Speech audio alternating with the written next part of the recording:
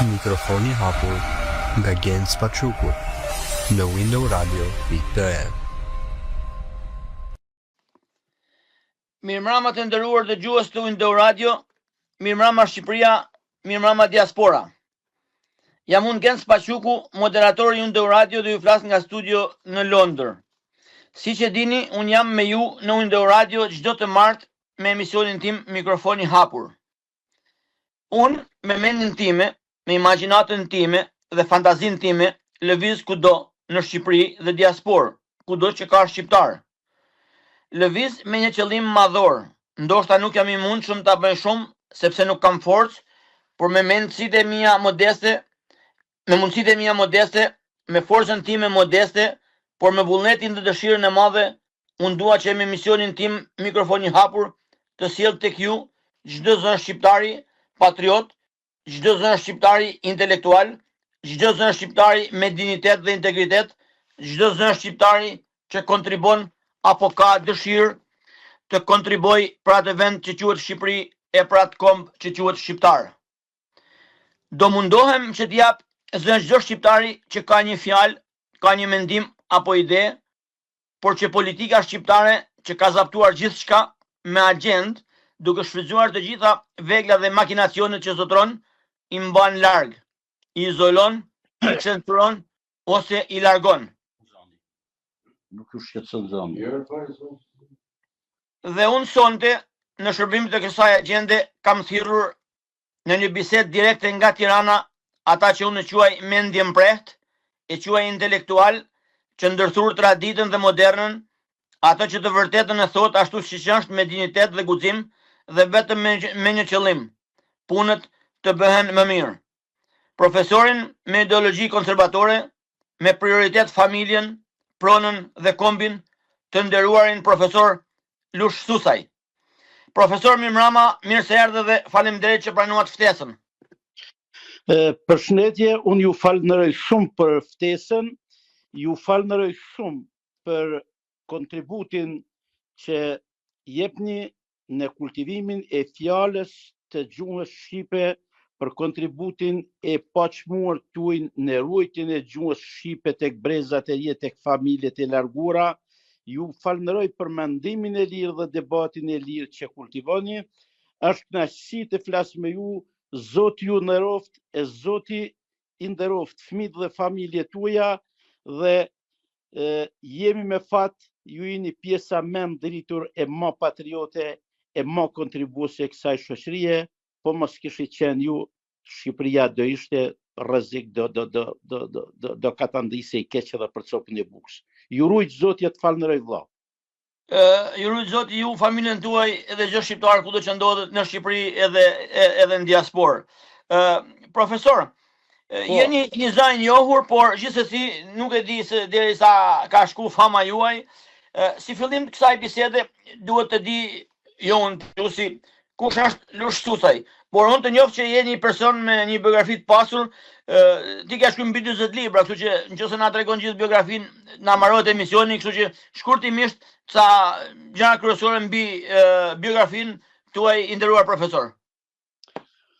Unë jam Lush Susaj dhe kam mbaruar studimet universitare në vitin 1986. Kam mbaruar për agronom, pemtari, vreshtari dhe atë profesion kam këtu në 40 vjet. Njëkohësisht në vitin 1984 kam pas filluar paralel pas marimit dytë edhe filozofinë, shkencat politiko-juridike, sepse mua gjithmonë ka pëlqyer historia dhe filozofia, dhe jam diplomuar në vitin 1988. Kam pas problemet e mia me hetuesinë e shtetit komunist e me dhunën e atij shteti barbar që kur mos u përsërit më as në Shqipëri dhe në asnjë komb të kësaj bote. Kam ikur nga Tropoja, jam vendosur në një vend tjetër dhe kam mbaruar doktor shkencash. Jam titulluar profesor i asociuar, në vitin 2015 kam marrë titullin profesor doktor. Jam një njeri që shkruaj dhe publicist në gazetat e përditshme që nga viti 1985, po sidomos në këto 36 vjet. kam botuar 40 libra dhe sot i kam dhënë dorën edhe librit të 41 për një familje nacionaliste ndër më të ndriturat e trevave shqiptare. Unë jam i përkthyer e i lexuar në 7 gjuhë të Evropës, duke filluar me anglishtën, frëngjishtën, italishtën, gjermanishtën, spanishtën, e në fund edhe me rusishtën. Punoj, shkruaj shumë, lexoj shumë. Jeta ime është ndarë midis filozofisë, shkencës dhe teologjisë. Jam një njeri modest, jetoj me punën time, në të gjithë jetën time kur si kam fut dorën në xhep as kujt, punoj prej 25 vjeç me studentet, në jetën time as 100 lek vjetra as ja kam prish, as ja kam dëmtua as një student dhe as një shqiptari, dhe kam gjetë gjanë më të bukur me qenë i lirë, i ndershëm, kohanik sikur se thot populli im, me qenë i pastër e me jetua me djersën time dhe mos me qenë kur i ran për askën as për mizat e dhëut. Profesor, Po, ndjehem mirë që ju kam në radio, madje i privilegjuar. Dhe përsëri duhet ja falenderoj edhe një herë në emrin tim dhe të radios, por ndjehesha keq gjë në këtë moment, por pasi thatë biografinë edhe një herë, nuk ndjehem vetëm keq, por ndjehem shumë keq, edhe jo vetëm tani, po sa herë ju shikoj, sa herë ju dëgjoj dhe sa herë ju kujtoj. Ndjehem keq, profesor. Pse? po. Do ta them. Pse Po. ndjehem keq? Po ndjehem keq sepse një aset i tillë i profesionalizmit, inteligjencës dhe integritetit njerëzor, gati është i papërfillshëm nga shoqëria shqiptare. Kjo, profesor, është e tmerrshme.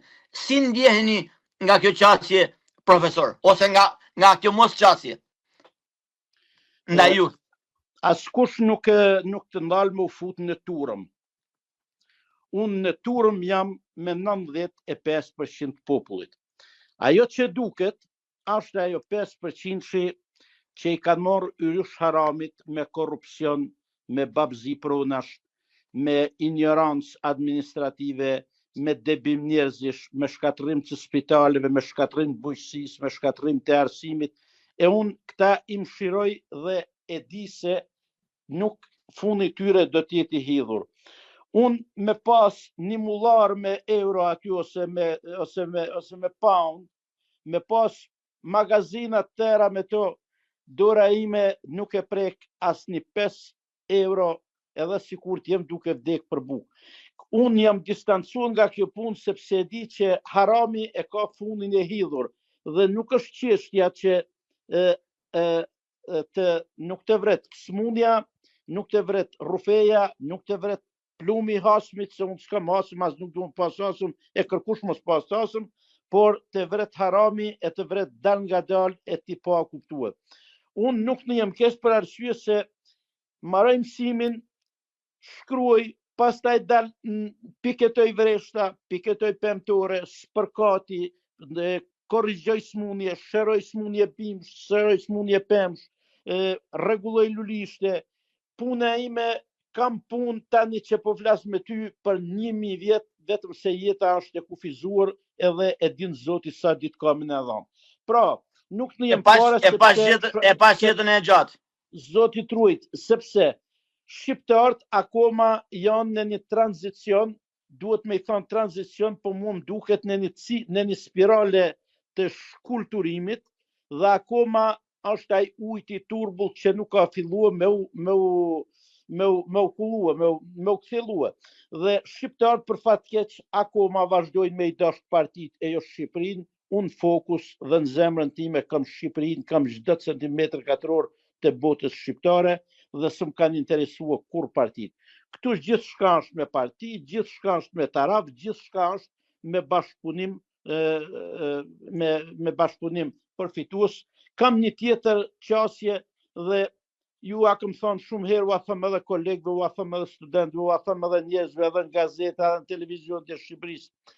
I ndihem njeri shumë i nderuar, me marrë me rujt 10 dhi franceze atje në shpinë që më ka lënë baba, se sa me u bën palacio e me vjedh qoftë edhe 5 lek nga pasuria publike, apo nga fondet dhe investimet e shtetit, apo nga kredit, apo nga grantet që e Bashkimi Evropian, apo buxheti i shtetit. Pra, këtu është një problem që askush nuk e ka në llogari shtetin shqiptar, as Shqipërinë, njerëzit janë sulur mas haramit, janë sulur mas korrupsionit, mas ignorancës, mas pushtimit nepotik të zyrave dhe institucioneve, janë sulur mas se si ta ulim tjetrin, ta poshtrojmë tjetrin, t'ja marrim hapësirat e lirisë tjetrit, ta friksojmë tjetrin, ta poshtrojmë tjetrin, nuk bëj pjesë dhe Zoti më nimoft që kur të mos futëm në këto skuta të errta e në këto fusha njerëzore që e rëndojnë dhe dëmtojnë shumë shpirtin tim. Profesor, jeni me gradë shkencore, doktor, profesor? Jam profesor doktor. Po, profesor doktor. Keni shkruar shumë libra, si që thatë, por duke qenë se unë ju ndjek dhe ju shoh për herë gati çdo ditë në terren, madje edhe duke krahasitur, duke bërë punë fizike, jo thjesht duke dhënë mësim. Nga ana tjetër, shikoj tek drejtojnë vendin ata që jo vetëm që nuk kanë shkruar asnjë libër, por as nuk kanë lexuar ndonjë libër ndonjëherë, por të kollarisur me mendjen se kostumi dhe kollarja të bëjnë të ditur, të bëjnë drejtues. Sa e mundshme është ecët përpara dhe të zhvillohet vendi me këtë lloj qasje, profesor doktor Lulsh Susaj?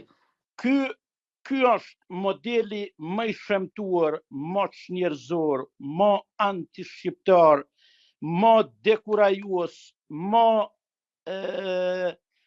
ndotës që mbolli komunizmi për periudhën që kaloi. Komunizmi e zhveshi njeriu nga prona, nga dashuria për profesion, nga dashuria për punën. Kanë punuar shqiptar në komunizëm, po kanë punuar me dhunë, kanë punuar të friksuar, kanë punuar ndërtuar Shqipëria me sklever, me të burgosur, me punë të papaguar studentesh, prandaj edhe këtë punë hangër dreqi, e thonë jo e Shemi Lushi, apo Frani, apo Ylberi, apo Landi, apo Hyseni, apo Maxhuni, në fakt e Shemi Harami, molli haram shkoj sikur duhet të shkonde. Tani, problemi është se unë jam shumë i lumtur sepse unë jam profesionist. Unë mësoj studentet si me gjetë, si me marë farën, si me nda farën, si me miell, si me prodhonën shartesat, si me prodhonën fidanat, si me bon shartimet, si me rrit bimën, si me i formu kurorën, si me bon të prodhoj, si me ja luftua smunjen, si me ja luftua dëmtuesit, si me vjell frutin, si me rujt frutin. Pra, unë kam një fushë që jashtë zakonisht dhe është bazike sa është ushqimi i shoqërisë në këtë fushë. Dhe në fakt, pasi unë, në rast se unë do t'i mësoj studentëve të mi se si shartohet, si prodhohen klonet, si prodhohen kultivarët e ri, si bëhen hibridizimet seksuale. Ju lutem, si mund ta mësoj unë në rast se nuk e di profesionin vet? Ti nëse se do në mësua dikant me saldue, si mund të saldojsh nëse nuk e saldua vet kur? Unë dora ime kam 40 vjet që punon. Kam punuar, kam shartuar, kam mbjell, unë punoj çdo ditë. Vesh rrobat e punës. Një kolegi imi veteriner 90 vjeçar po më tregonte një ditë këtu afër Saukut, një quhet Hysni Osman, një burr shumë i nderuar, dhe po më tha, lushta unë tha kom pas profesor Vasfi Semimin ose Sami Visokun. Ai thoshte profesor Semimi. Dhe më tha, profesor tha, Vasfi Semimi ose profesor Semimi tha, në mërte në nëzirte në praktik, vishte kombinoshet e mërte sfurkun e pasën të plehun e lubëve. Tani o shok i dashun, ky model mësuesi, ky model profesori, ky model intelektuali, jo vetëm që nuk ekziston, po edhe aty ku ekzistojnë, nuk lënë mjet pa përdorur veçësia si ta lodhin, ta mërzisin, ta debojnë edhe ata. Unë ndihem shumë mirë sepse 1000 minuta me qendora e mësimit, mua nuk më duket se mjafton për të shpjeguar teknologjinë dhe si bëhet puna studentit. Dhe ma beso, ma në Shqipëri, po as në Angli dhe as në vend botës nuk prodhohet ma pa shkencë dhe pa teknologji. Unë kam shkencën dhe teknologjisë që i bën mirë gjithë njerëzimit, se jep ushqim, po jep edhe oksigjenin, se oksigjeni e mjedisi ngabimet mahën, ekuilibrat në botë mahën ngabim, bile dhe jeta në tokë është shkaktuar nga oksigjeni që prodhon fotosinteza bimëve. Tani, por problemi është që ne kemi hymë në një cikël kur ignoranti me 4 klasë shkollë të ban të gjyshin, të urdhëron të ty me shkollë plarë, të urdhëron ty dhe kjo punë vazhdon. Është me diplomë të blerë, është një pesanjos, është një ignorant që s'ka asnjë lloj profesioni, ama e merr zyrën aty, thot populli e zgarravit, e shkryen me prapanit se kokë nuk ka me majt, dhe pastaj nga aty buron pa drejtësia, buron pa siguria juridike, pa siguria mjedisore, buron korrupsion, buron gjithçka. Pra ne kemi një problem se ne akoma nuk jemi mësue me respektue e me dash profesionistin. Ej zot, kur në jetën time mos pa qafat as me pi kafe me një njeri që nuk ka një profesion e që nuk ka frikë prej Zotit e që nuk e një Zotin e fen. Ky problem tani është këtu, je shumë i mirë në rast se nuk një Zot e nuk ke profesion. Po nuk ke profesion këtu bash deputet, bash ministër. Po nuk ke profesion këtu bash kryeministër, madje Zot në ruaj inshallah ne vin kryeministrat me moshë vjetër, sepse këta rrinën pushtet derisa tu marrojnë mosha ose cikli biologjik. Këtu është një problem shumë i madh. Mungesa e qarkullimit e elitave, do me thonë, është një problem shumë i madh i cili na erdhi qysh nga ajo kohë ku thot një Fulvio Contegliano, një shkencëtar italian, thot në mbi plehun e trash otoman 460 vjeçar në Shqipëri u vun edhe një pleh i kuç komunist. Pra ne në vend që të largonim zakonet dhe traditet e këqija otomane, ne vum edhe zakonet dhe traditat e këqija komuniste që nuk i bojnë mirë Shqipërisë o vlla. Dhe ky problemi. Pra, problemin ta përmbledh me pak fjalë. Jam për atë. Edhe ju që jeni në Angli, Zoti ju nimoft dhe respektoni çdo centimetër të asaj toke, respektojeni ligjet atij vendi, respektojeni shtetin dhe tokën që u bën derman për ju.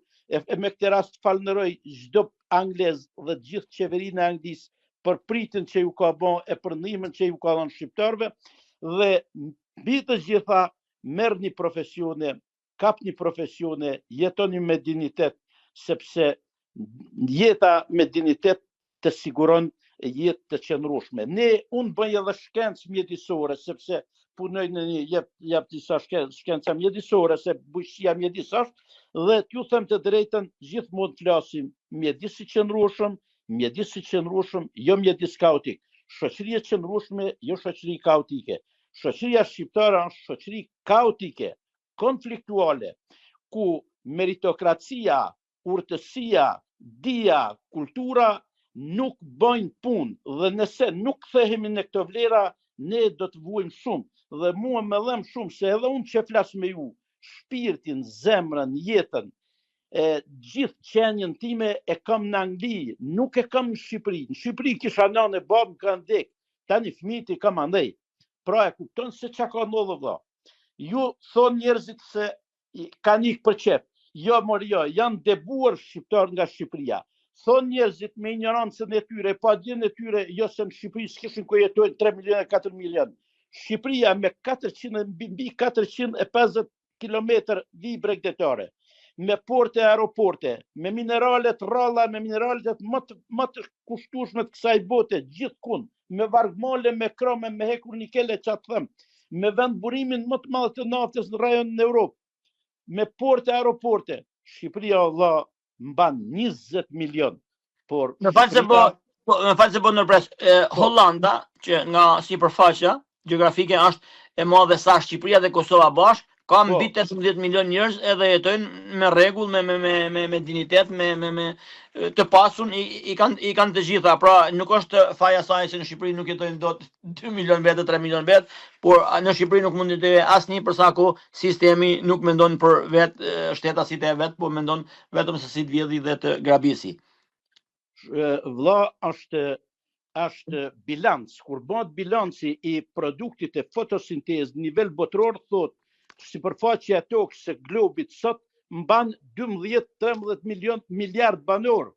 Shqipëria i mban pa pik problemi 20 milion banor, me tonat mirat e Zotit. Jo me vdek njerëzit në onkologjik për ilaçe, jo mos me mujt me shpërblye me 100 euro studentët, jo mos me mujt me pagu bursat e jetimave, jo me lënë pensionistët me 100 euro duke vdek për bukë e duke mos pasi Zot, bje pensionistin në pazar e merr një trangull e domate, se ka shku kilja e domates 3 pound. Pra, Jo, këtu është 2,2,5. po është 2,2,5, po si janë pagat se aty më i dobti merr 80 pound deri në 200-300 pound vlla. Pra unë kam këtë problem. Unë shoh kapacitetet e vendit tim dhe çfarë po ndodh në vendin tim. Unë nuk kam asnjë problem se mua sa të më lën Zoti shtetin e dorën, nuk ka shqiptar të majt as të djathtë që nuk e ka nevojën e dorës dhe të mendjes time. E në rast se kur nuk e kanë shqiptarët, e kanë gjithë popujt e kësaj bote. Sikur edhe vetëm me shku me ju prej barin e lulishteve. Vlla, ka i problem tjetër. Ne e pyetën Kristo Luarasi 1911 mos gaboj në Amerikë, e i thonë si janë Shqipëria Kristo. I tha fiks si që duen armisht e kombit shqiptar. Dhe për tjetrën, e pyetën dhe i herë tjetër, thot po, si janë shqiptar, i thot, si shpat thonë ajo nana, kur i erdhin më të hunë, si tha, botam ju o biti nëns e ju mbi njeri tjetrin, ku po shkoni. Pra, unë jam për interesin kombëtar, pa për interesin tim vlla, ma beso, kur në jetën time as nuk shkruaj, as nuk flas, as nuk ngrej probleme. Po këtu ka dhe i problem. Ne po bëhemi gjithnjë më tepër qeveri hermetike dhe mbytëse të debatit të shkrimit, mbytëse të fjalës. Fjala është zhvillim, e para ishte fjala. Fjala debati sjell variantin më të mirë, sjell qeverisjen më të mirë, sjell njeriu më të mirë në krye të punëve. Ama këtu po fole të shpallin armik, të menjanojnë, të debojnë, të sulmojnë fëmin, të sulmojnë familjen, more të masakrojnë. Edhe ky është problemi më i madh. Edhe ata që kemi ngel dhe jemi në pikë të hallit me këtë ngushtim të përditshëm që po i bëhet hapësirave të lirisë, hapësirave të debatit dhe hapësirave, mbi gjitha hapësirave për t'i kontribuar Shqipërisë. Le ti jesh specialisti dhe shkencëtari më i miri kësaj bote. Nëse nuk të don partia, ti nuk bën bëjsh asnjë gjë të mirë për Shqipërinë. Nuk mund të qepish asnjë samar kali për Shqipërinë. Pra, ky është problemi. Dhe problemi im është gjithmonë që shqiptarët e mi leta duan më shumë Shqipërinë se sa partinë. Dhe ju them njerëzve se këtu nuk është puna i djathtë e i majt. Se këtu jemi të gjithë brenda një familje dhe ne gjithë jemi bashkë, pim kafe, jem komshi. Po kur vje puna çdo 4 vjet shkojnë deri 4 vjet ankohen, pastaj muajin e votimeve, jo milli, jo makaronat, jo parat, jo punësimet nepotike e të përkohshme 6 mujore dhe trake qojnë votën. Ku qojnë votën vlla? Hajde tash ta bisedojmë e ta mendojmë bashkë. Votojnë kundër interesave dhe të ardhmës së fëmijëve të tyre. Tashi me gjej ti ose çdo shqiptar që më dëgjon, një komb tjetër mbi këtë botë që voton kundër interesave të fëmijëve të vet. Atëre, unë mendoj, profesor, unë mendoj se shqiptarët marrin një diçka të vogël dhe kënaqën, por në fund dorëzojnë diçka të madhe që e paguajnë gjatë gjithë jetës. Ajo që thatë ju, shqiptarët nuk mendojnë për interesin e vet.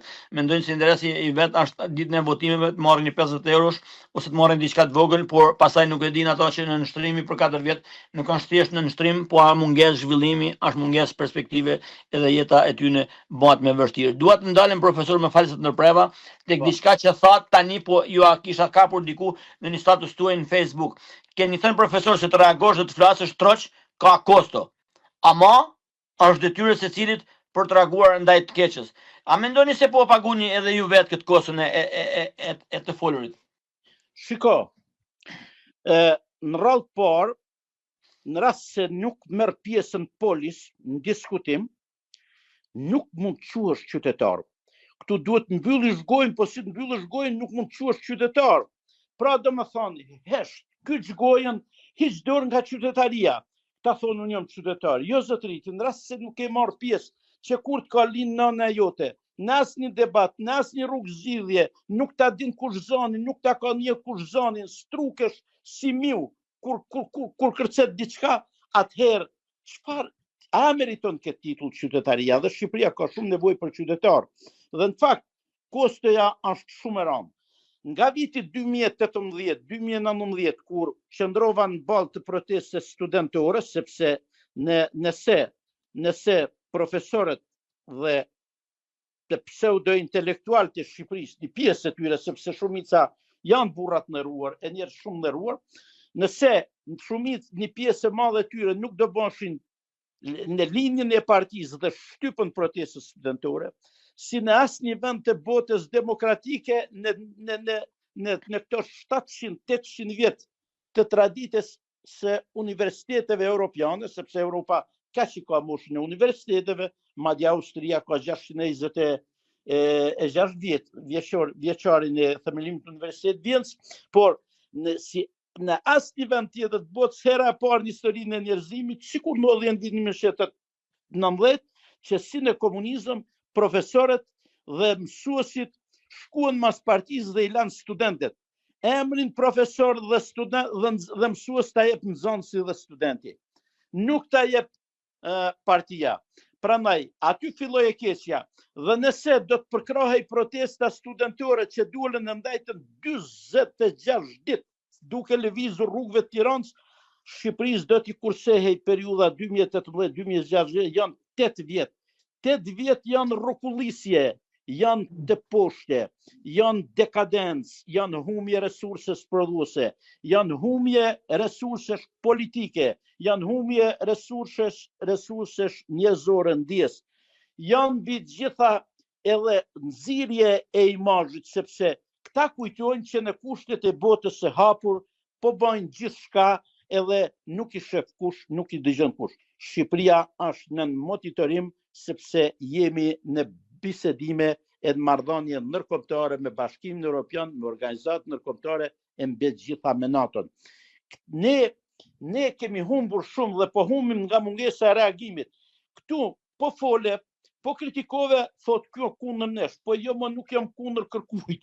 Unë jam me ju dhe me gjithë shqiptarët, sepse ai që qeveris, në rast se qeveris mirë, e në rast se ndalet pak, përmbahet pak, ai vetëm ndëron vetën, ndëron karrigën e vet, po dhe familjen e vet. Kështu që është krijuar një situatë ku gjithnjë e më pak ka hapësira demokratike. Unë e kam jetuar edhe periudhën e komunizmit, kam pas fatin e keq, kam bën 8 muaj hetuesi në vitin 1987, kam pas një gjyq special me 5 shkurt 1988 në gjykatën e rrethit Tropujës, ku kam marrë pa fajsinë sepse s'kisha bën asnjë, veç se ishte porosia e partisë dhe ishte xhelozia midis njerëzve se të marrosh universitetin me 9.63 e fakultet të dytë filozofi në shkencat politike juridike, njerëzit sulmuan dhe për pak më quhen me punua 3 vjet në minier, apo deshi Zotit, drejtësia në atë kohë funksionoi dhe dola dhe. Por e kam fjalën që tashi ta bëjnë më keq. Tashi të sulmojnë te gruaja, mora edhe deri tek fëmia e vëllezërve. Çka ke Lushin? Po çka ka Lushin? Lushin se ka gjën djali vet. Lushi është i veçantë në llojin e vet. Lushin se ka kur gjën, se Lushi edhe në veri se ka pas bë kështu. Çka ke Lushin? Jo po tek nga puna. Çka ke Lushin? Pse se myll gojën Lushi? Çka ke Lushin? Pse shkruan Lushi? Po nuk është vetëm puna për Lushin. Lushi e ka rrugën e vet të hapur. Problemi është se njerëzve, më vinin studentë më thonin, profesor, do iku, nuk e vi dot në protestë, të më falin shumë thoshte profesor dhe shokët e mi të më falin, sepse mi kanë thonë nanës se të heshim nga puna, se nana punon në kopsh në Bulqiz për shembull. E kupton se çfarë ka ndodhur. Ka ndodhur që këtu është kthyer populli i administratës, populli i partisë kundër shumicës popullsisë dhe këtu 1000 vjet me u bën zgjedhje dhe çfarë do që të bën tani me 600-700.000 pensionistë, një pjesë e madhe edhe fanatik të kohës kooperativave, të brigadierit, sekretarit partisë të operativit sigurimit dhe me mbi 200 apo 250.000 në punësve me një rrogë qesharake, se unë kam rrogën, po mua rroga nuk më del asnjë.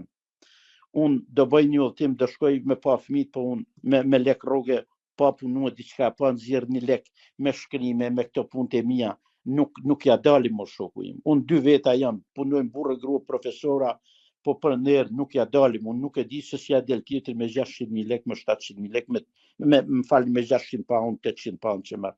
Prandaj o shoku im, është një problem shumë i madh. Këtu këtu Shqipëria duhet bëhet vend i banueshëm për të gjithë e jo për një pjesë të vogël të administratës e për një pjesë parazitet politikës që i sulet e merr tokat, 10 merr pronën, e ke pronën me gjyshe ma 4 gjysh, rregullo do letra, ato futet e falsifikon hartat dhe pastaj një ditë del ti pronari saj e del ai pronari i tokës sade, vjet në të parkun fotovoltaik e bëhet miliarder e ti vua për copën e buks, vjatjen katon tjetri një haldup të veqel dhe me urdhër partisë e të merr ujin e ujitjes që ke 1000 vjet që vadit tokat e rrit fëmin me ujtë e ati burimi, e si ta marrin ujtë të s'ke jetë aty, djeta e punë, edhe vjen tjetri e të nërto hidrocentralin e ti je i varfër, unë e kam provu vetë, sepse unë kam tokën dhe shpinë që mi ka zonë hidrocentrali komanit në vitin 1984, e kam zotën dëshmitar e gjithë ata që po mdjekun, nuk kam marrë qatë dite sot as një qinark, unë pronari me 1 hektar tokë, e me shpinë një kotëshe, nërsa atje që s'kanë pas tokë, që kur i ka linë nane e tyre në këtë vend, kanë marrë toka, kanë marrë prona. Pra ky shtet, me mbaro punë me mua i herët, me jep mua pronën që më ke zonë, e po ma shfrytëzon që 40 vjet edhe pastaj kaloket të tjerë. Pra, këtu është një problem që tham u shem komunizmi, ne nuk shemëm as komunizëm, as tradhti kombëtare, ne nuk zhvilluam as demokraci, ne nuk zhvilluam as standarde mjedisore, as standarde juridike, as standarde shëndetësore, as standarde shkencore, ne nuk siguruam siguri fizike, ne nuk siguruam bujqësi, ne nuk siguruam asësan, vetëm se u sulëm në një kaos e luftuam elitën më të mirë e njerëzit më të butë e familjet më të mira të Shqipërisë, e nuk e kam fjalën për ato familje, për 1-2% familje kriminale të komunizmit, por e kam fjalën për ata njerëz të cilët ndërtuan minjera, fabrika, uzina, drejtuan korpuse e divizione, e që të gjithë u debuan pa pikë mëshirë e u masakruan, edhe sot e kësaj dite vazhdojmë të mbështetemi tek njerëz që ama beso se janë bit 80-90% administratë shtetërore që nuk din me të hartuar një shkresë. E kuptoj, e di i njoh. Rrinë tanë ditën para kompjutin, thoshte njerë, o profesor, s'kemi agronom, po i kemi marrë catëri, e rrinë para kompjutit, po nuk din që me shku në kompjuter. E më kuptoha vlla se ku ka ra. Do me thonë, unë e shoh me shqetësim, jo për Lushin, Lushi e ka pak ditë po dalë në pension, por Lushi ka gjithë shqetësimin për popullin tim, për vendin tim, për çdo banor Shqipërisë, sepse shqiptarët po vujnë me këtë mënyrë qeverisje. Sot, po ka qenë një mënyrë qeverisje që në këto 35 vjet ka ardhur duke u përkeqësuar. Pra, ne mendojmë se kishim shumë të keqe në vitet 2009-2013, por tani po harrojmë çfarë ishte ajo që na ka dalë kjo tjetra. Profesor, po vlla. E kuptoj se çfarë po bani këto. Pyetja ime është, elita e kombit shqiptar a është e trembur edhe po hesht ma shumë se sa duket, apo duket sikur është ambientuar tashni, ose është dorëzuar, ose e ka gjetë vetën, sepse këtyne një pjesë ju kanë thënë në vend punën, në një postë një gjë, edhe nuk lëvizin fare, vetëm heshtin, edhe pjesa tjetër e shqiptarëve ne si popull. Në Londër, për shembull, me 28 nëntor duket sikur bëhet nami, edhe thon ky komb shqiptar, po ja lame me 6-7 milion në Shqipëri e në diasporë, edhe kur nuk kombëtare shqiptare në Shqipëri ose dhe jashtë, thume veti këtë komb nuk e mposht as ushtria amerikane, as NATO më e bën. Edhe kur vije puna për qendres, nuk duket asnjë. Si shpjegohet kjo? Domethënë heshtja e elitës intelektuale shqiptare, edhe kjo heshtje, ose kjo mos qëndresë e popullit aty ku duhet. Domethënë duket sikur ne duam më shitmen si jemi nacionalistë, duam më shitmen sikur e duam kombin, se të gjithë me shqiponjën, të gjithë me flamuje, të gjithë me bluza të kombëtares, e të gjithë me parulla, edhe madje në këtë vit, në vitin 2025-2026, populli shqiptar, tifozat akoma këndojnë këngë patriotike, që t'japin një ndjesi për momentin që lumë si ne, kur vjen puna, kush ka desht, ka bo çfarë ka desht me ne. Si shpjegohet kjo? Tani, dy gjëra edhe tani për elitën. Më kujtohet kur marrova universitetin me nota të shkëlqyera, besoja që më quen me punu në stacion bujqësor, në stacion bujqësor nërhyri partia e më quen një kooperativ të lartë, por të gjitha ata pesanjosa që kishin marrë me pesa, kishin ngel nga i vitën klase, mezi kishin marrë shkollën, të gjithë u emruan në postë të larta drejtuese dhe unë kalova direkt e ndegën e prodhimit ku isha direkt me krasitjen, me punimet. Unë isha i fituar sepse mua me lartësohej profesioni, mësoja edhe ma mirë me shartue, arrita me shartue me sy myllë vëlla. Mirë po, edhe me sy myllë me gishat e komsa, mirë po, kush u lartësua pseudolita. Pra, partia e punës e themeluar Shqipërisë, që ishtë partia komuniste e Shqipërisë, çdo shqiptar, mrena dhe jashtë. Unë jam një nga familjet që e kem mbështet luftën nacional shqiptare dhe halali qoftë mundje buka e gjaku asaj lufte deri me 28 nënor 1944. Ama turpi mbuloft të gjithë ata maskaraj që shfrytëzuan luftën dhe bën vllavrasjen pas korrikut 1944. Dhe tani unë jam nga ata që nuk flas për idena politike, por ama kam pa që gjatë që nga viti 1941 e deri më sot, sepse demokracia i ngjan asaj pemës në Shqipëri. Tani në Shqipëri po lulëzojnë kumullat e bërthamorët e pjeshkat e nektarinat e këto. Tani lulëzoj pemë e demokracisë në Shqipëri, po nuk lidhi kur fruta.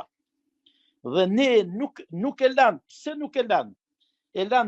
Nuk e la pikërisht ignoranca dhe kjo tradit e keqe që meti, sepse kur shkova në vitin 1994 në Ministritë Mbrëmshme dhe në katin e 3 gjeta hetuesin tim që më kish la në gjak në katin e parë hetuesisë së Bajram Currit, aty mu mbushën syt me lot e shqyr që nuk bëna noj budalek se qa do bëjsha, do qelloja një shqiptare, do përfunoja në burg.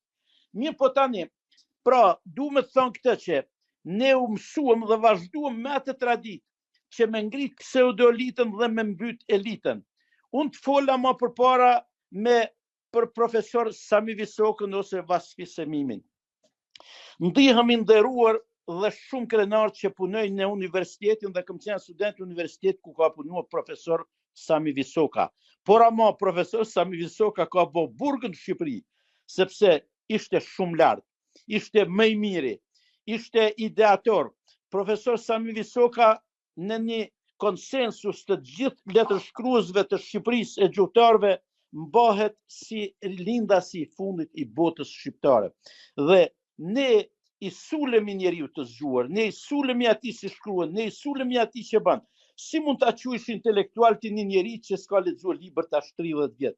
Si mund ta, ora ti e bën ministër, e bën ministër, e bën kryetar të Akademisë Shkencave, e bën gjithçka, po si mund ta quajsh intelektual?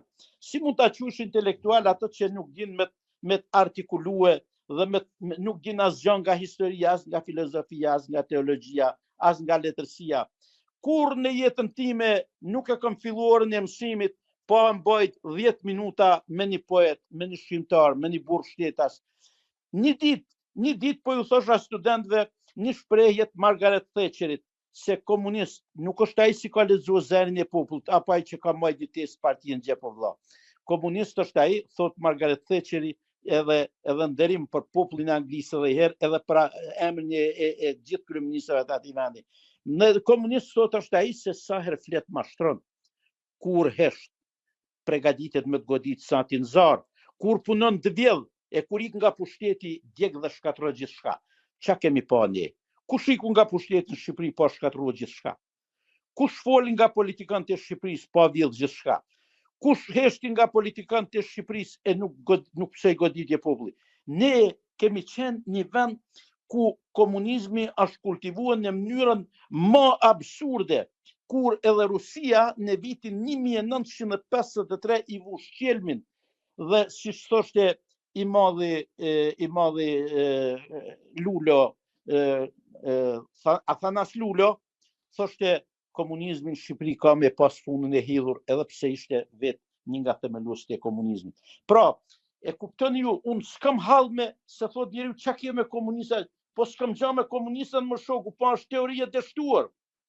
Është praktike e dështuar. E pra, komunizmi ka ndërtuar pseudoelitën dhe sot në postet e politikës dhe shtetit shqiptar janë qyqet e pseudoelitës së kombit shqiptar. Janë njerëzit që nuk din, ore çaj thua elite nuk ka si profesion. Me ju fik lampat nuk di me ndrru lampën. Me ju prishi brav dere, po që janë më këta? Pra, me kupto ku ka shku puna vlla. Unë një djalë kam, por ama me besoj, i punë në dora gjithë shka, dhe nuk është se ka vujt në herë për ka fshat një buks. Edhe i punë në dora gjithë shka. Pra, këta njerëz, po kështë pseudolit, ka rrit, fëmijë demela, fëmijë parazit, kultivoj parazitizmin. Dhe kjo na ka qeveris dhe po na qeveris.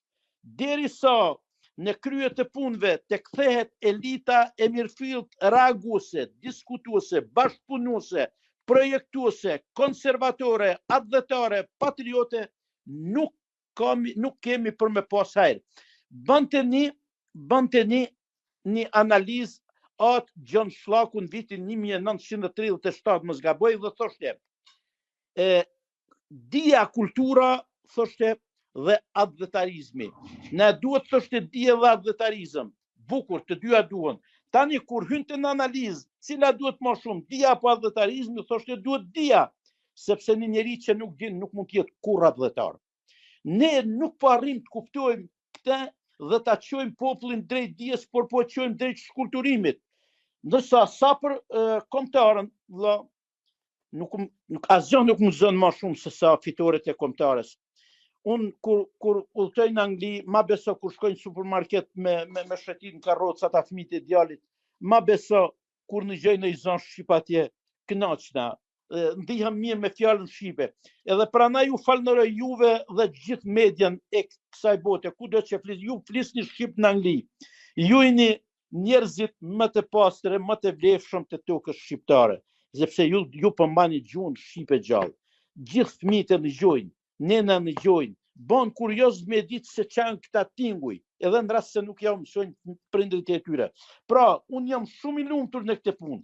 Ama këta që vjedhin, këta që korruptojnë, këta që shkatrojnë pyet, këta që shkatrojnë tokat bujqësore pyet për parqe fotovoltaike, këto që thajnë lagunat e luginat për ujtë me i fut tuba me përllue, një hidrocentral me u pasurua 3 vete me marrë fund 3 fshatra. Këta zotri me fyrja me madhe për mua është kur i shoh që bojnë shqiponin me gishta, sepse këta që vjedhin nuk kanë pse bojnë shqiponin. Këta janë belaja ma madhe, po që do që janë shtu shumë, edhe patriotet kanë po ikin për ditë, sepse është krijuar një mjedit mytës për dijen, për kulturën, për patriotizmin, për zhvillimin e kulturës, debatit, qoftë edhe debatit akademik. E kupton ju që në Shqipëri tani nuk po ka më as debat akademik, letrar, artistik, jo. Atëherë çfarë do ndodh me brezin edhe me të ardhmen e Shqipërisë. Unë jam i shqetësuar pra për këtë aspekt. Pra, në lidhje me kombëtarën, në lidhje me qendresën, inshallah kombi nuk ka nevojë, gjendje e rëndë është, por një gjë duhet dishin se e ka thënë Vlonjati 1920, një malsor nga Velçi Avlos. Velçi Avlos është nga krahinat më patriote e më identitare, më fisnike të Shqipërisë. E ka thënë ky patriot i madh, tha, populli dhe Halim Gjelo mos gaboj, populli o pingës i përzum italian nga Vlora. Këta me kollare, këta mjeshtër të korrupsionit, të hajnis, të ignorancës e të perversitetit, këta janë të parët që janë bathin. Këta kanë hallin si me nxjerr lekt jashtë e pasurin jashtë. Këta s'kan hall me bon asnjë lloj qendrese. Tyne sua kërcet fare për Shqipërinë. Këta janë gjarprit, këta janë akrepat helmos të Shqipërisë. Këta me korrupsionin, ignorancën e tyre kanë krijuar një knet, që në këtë knet mos të thash zoti me hyn kush, sepse a imagjinon vetëm me u fut në një knet të trash me akrepa, me krokodila, me gjarpri e kudion. Pra, kështu po bojnë vendin dhe unë jam i shqetësuar për këtë sens dhe këtë trend që ka marrë shoqëria shqiptare. Sa për atë që Te qendresa faktikisht te qendresa unë kisha nën kuptoja qendresën tonë ndaj kësaj klase që vetëm vjell e ka shit vendin, e ka poshtru vendin për këtë qendres flas. Ne pse nuk po qëndrojmë ndaj këtyne, nuk po them për në qendres në luftë me një shtet tjetër që uroj kur mos pas, po ne nuk po qëndrojmë ndaj këtyre bashkëkombave tan. Pa kombë, ato janë me kombë, ato nuk kanë kombas, nuk kanë dinitetas, nuk kanë, ato janë thjesht. Unë kam shumë herë më shkon menja dhe bisedoj edhe me kolegë dhe me shokët, të cilat të paktën me dëgjojnë kur flas, edhe nëse nuk kam të drejtë, se unë jam njeri që tham, okay, vlla, unë kur hyn bisedës nuk e kam të drejtë në absolute të vërtetës. Por ka i problem. Kjo qendresa tani ka dhe i problem në Shqipëri në rast se nuk e ka kuptuar kush. Problemi më i madh në Shqipëri është se nuk ka ndodhur emigracion spontan, sikur se duket në pamjen e jashtme. Sofistika është një term që është përdorur para 2500 vjeç në Greqi, me ta shit sapun për gjatë. Këtu emigracioni nuk është spontan, në Shqipëri ka ndodhur emigracion selektiv, ka ndodhur debim selektiv i popullsisë. Kush ka kundërshtuar, kush ka fol kundër, është debuar si familje, si janë pushuar gruaja nga puna, janë pushuar djali nga puna, është gjobi djali, janë rrit taksat. Unë po lexoja platformën e Vasa Çubriloviçit, kryetarit të Akademisë Shkencave të Serbisë, dhe thoshte shqiptarët ti debojmë duke ju rrit taksat e duke ja u bë të papërballueshme. Unë kam një dhomë 27 metër katror në katin e parë, është garazh makine të pallatit ku jetoj. Dhe këtë 27 metër, unë nuk kam librat, detyrohem çdo vit me shit 3 thas libra të Kozhi Plera, se s'kam ku i sistemoj, s'kam një bibliotekë më vëlla. Dhe e diti që desha me i sistemu librat, dhe edhe pse i kam sistemu librat dhe unë nuk e kam përdor kur për biznes, dhe s'kam pas kur licencë biznes, se s'jam marrë kur për biznes, ma kanë fut dhe ma kanë në hipotekë dhe në letra si dyqan. Dhe më vjen dhe me thonë, për 5 vjet, s'pa mjoftua se herë, më vjen me pagu 820 euro. 820 euro, që të bëjt? Shkoj të hap gjysh, e të rrej 15 vjet gjysheve, shkova si më i miri, e pagova 820 euro vlla jyt, edhe pa pas, unë nuk kam mundësi, nuk vuj për lek me jetua, por amon nuk kam lek me falë. Pra e kupton ti që unë profesori s'kam drejt me majt as i bibliotekë, sepse këtu ai oligarku, ai dhunuesi, ai manipuluesi i votave, ai friksuesi, shantazhuesi, ai e merr dhomë, merr projektin, ka 200, ka 20-30 hyrje, nësa unë profesori s'kam mundësi me pas një dhomë, për me pas bibliotekën e një kompjuter, e një projektor edhe një printer për para shqyve. Pra, me pa miell hashash, nështë as kishin thënë gjan. Me pas miell hashash, nështë as kishin thënë gjan. E për librat thonë. Nuk është, mua po vendosën ligj, edhe një ligj të gabuar, unë ligjin e respektoj, pastaj ligjin e gabuar, nëse mundëm e argumentoj ku është. Unë jam kryetari sindikatës së pavarur të universitetit dhe jam debat, tani jemi në debat për rritjen e pagave e për problemet tona, por ligjin e vitit 2015, edhe pse kam kundërshtuar para se më miratuar tan jetën time, kam 13 vjet që e kundërshtoj, por ama e zbatoj.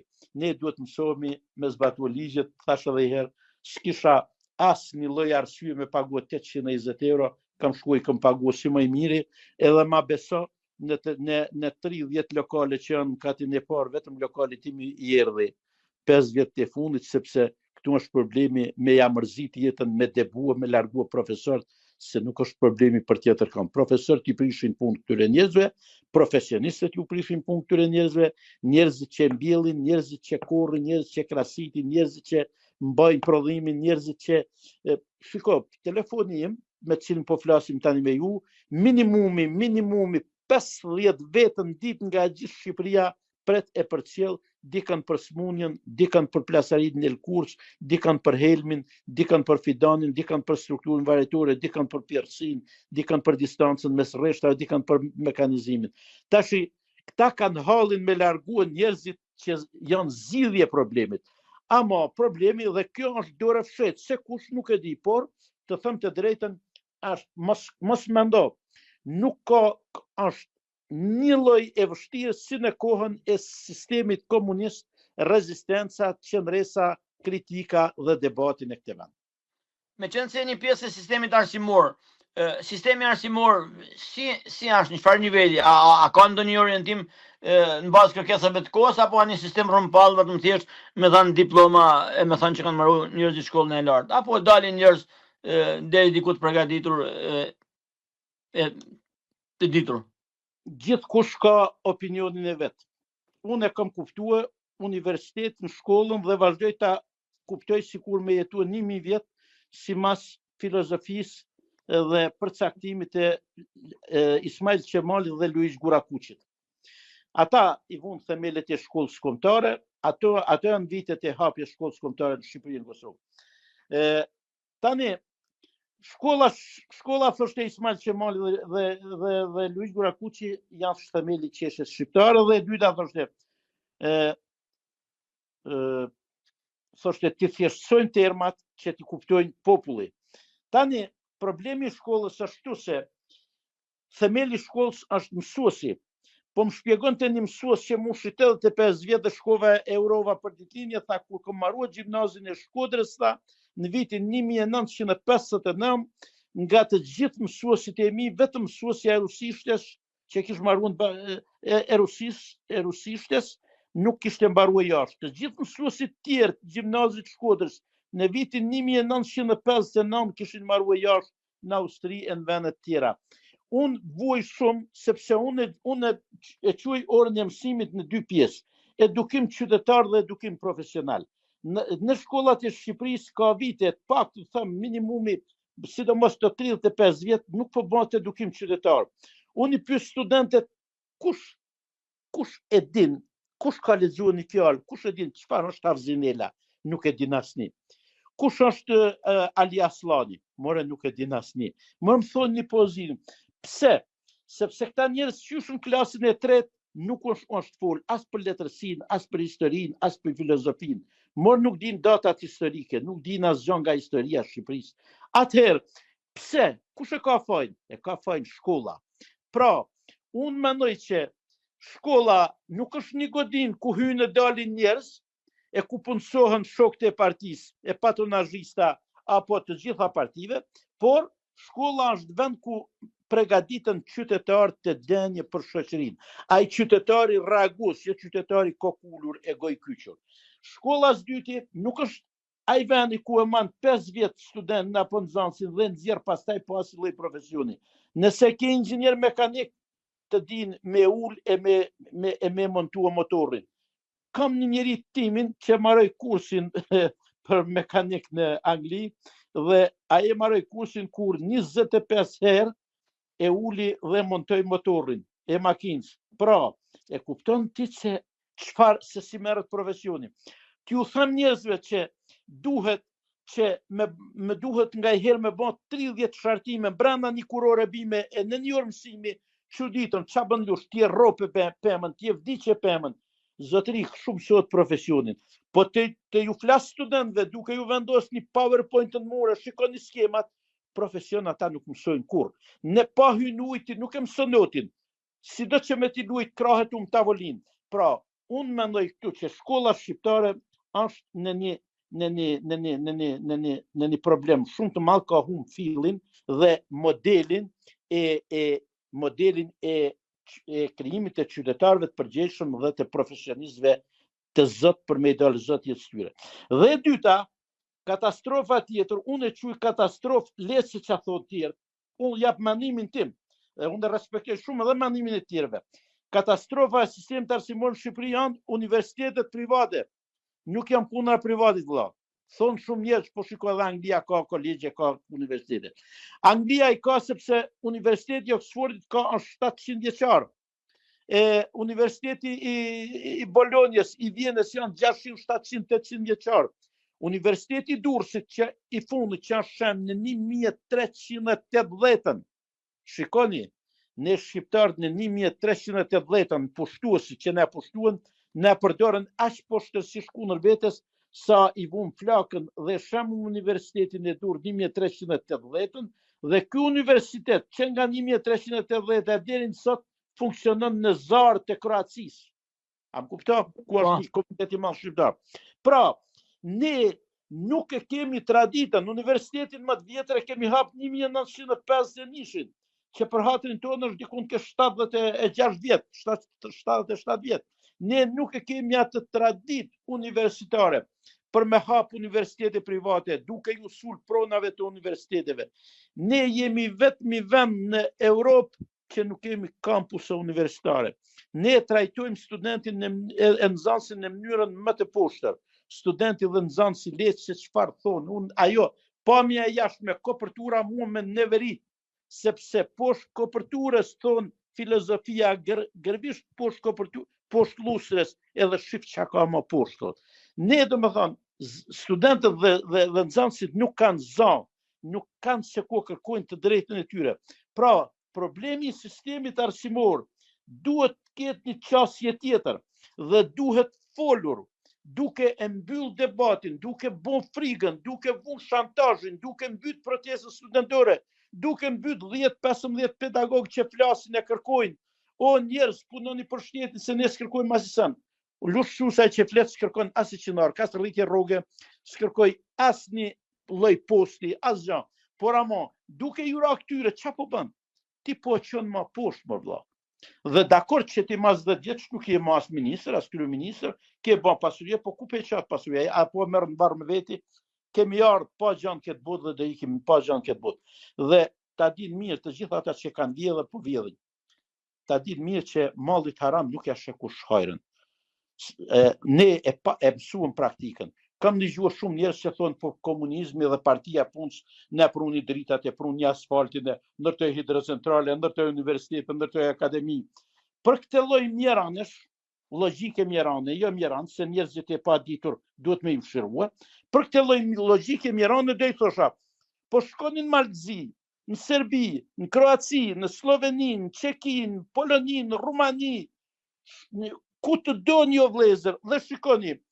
Po atje, a nuk ka shkollë, a nuk ka drita elektrike, a nuk ka akademi shkencash, a nuk ka universitete? Po mor ka. Madje edhe universitetet e Kosovës në rankimin ndërkombëtar janë 2000 vende më lart se universitetet tona. Pra, në rast se ne flasim dhe pak njerëz kemi ngel që flasim, e po shantazhohemi për ditë dhe ka disa herë që e kam menduar me ikë nga Shqipëria, unë natyrisht kam mundësi me ikë me punu kudo, por ne në rast se ne flasim, pse flasim? Flasim sepse tani kam një djalë këtu afër që është në vit të dytë shkollës mesme dhe më vjen keq se me çfarë tekste shpunon dhe me çfarë metodika shpunon. Unë kam tjetër, ne flasim vetëm të paktën me papru arsimin në ato nivele që kem pas në vitet 1980-87. Po ne kemi bën hapa shumë mrapa. Ne këtu nuk flitet me ditë kush drejt shkrimin, këtu nuk ditet, këtu thot jam kuadër, kam marruar intelektual, jam drejtor, jam në... E s'di me firmos. More po nuk din me të bëni shkres, more po nuk din me vun Republika e Shqipërisë, more nuk din me të bëni numër protokolli, more nuk din me të hartuar 3 fjali, thot ç'a të shkruaj. Isha sot në një zyrë shteti, thoshte si ta shkruaj. Po mirë më bire se po shkruaj unë. Dhe në vend se ta shkruaj me kompjuter shua me shkrimdore. O shoku. Këtu është një problem i madh, i cili nuk është problemi me godit Lushin, Afranin, Hasanin, Hysenin. Këtu është problemi o shok. Kjo shtëpi e përbashkë ta mbajmë mos na futin ujë se kur bjen shinë e lak gjithëve. Edhe ky është problemi. Ta orientojmë vendin sepse thoshte Ismail Kadareja në vitin 1999 ka marrë një takim me intelektual në Francë dhe ka thënë fjalë për fjalë. Po shkulturohemi. Në vend që shkrimtari joni madh thoshte po kulturohemi, të orientojmë ka kultura. Qysh një ta thash, qysh 1937 më ka habit analiza e Patër Anton Rapit. Kur thote, dia dhe adhëtaria e para është e dia. Edhe e shpjegon shumë qartë. Të me gjej mua një shqiptar, një njerit pa ditur që ka qenë adhëtar. Po kur more, nëse nuk je ditur nuk mund t'jesh adhëtar. Dhe unë të them këtë, që ti mësojmë kulturës, jo shkulturimit. Unë shoh gjitha politikat e qeverisë në drejtim të shkulturimit. Dhe ky është shqetësimi im.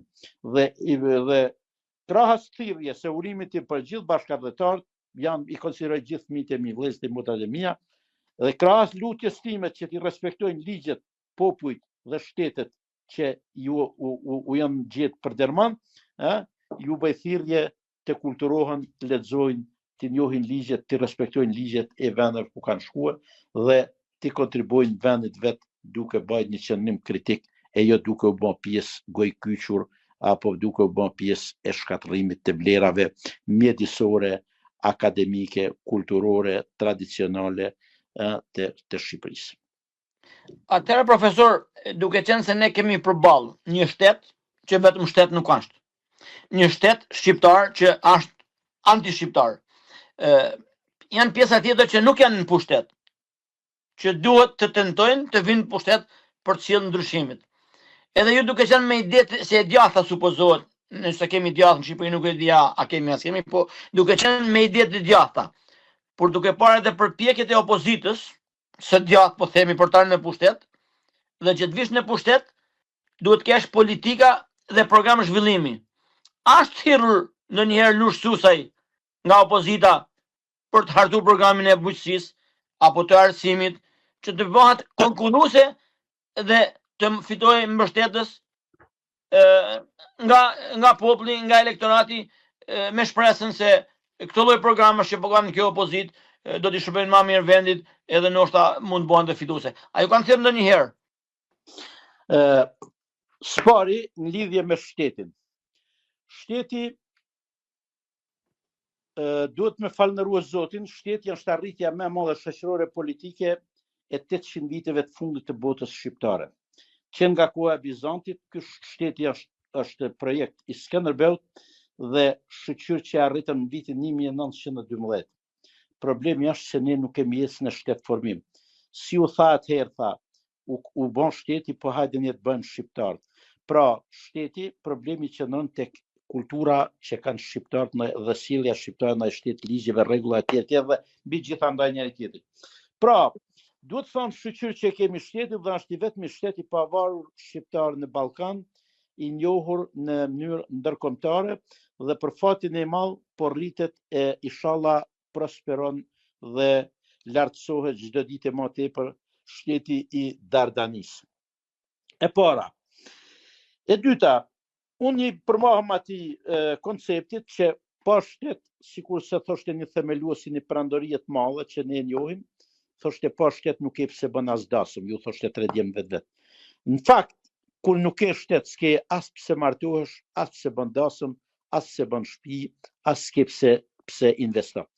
Pra, shteti është ndërmarrja më e madhe shoqërore politike dhe niveli i civilizimit e qytetërimit të një shoqërie e gjitha vlerësohet sa është i aftë me bën shtet, me mbajt shtet, me prosperuar si shtet e me përparuar si shtet. Qalam të punëzhe. Prandaj shteti mund të bëhet anti-shqiptar kur qeveriset nga ignorantët, nga të korruptuarit. Dhe këtë e njeh filozofia. Filozofia thot fjalë për fjalë. Kur shteti i lëshon vend korrupsionit, atëherë shteti populli duhet me prish kontratën e qeverisjes me atë klasë politike. Problemi pra është tek populli që kur nuk diti me prish kontratën e qeverisjes. Pra, problemi është tek parapametja e thellë politike shoqërore që nuk është gabim me thonë që e kemi një farë trashëgimie jo të vogël nga perandoria osmane që kultivoi ndjenjen e milletit e jo ndjenjen e individualizmit e të elitarizmit, por i bani të gjithë njerëzit si kam të edhis.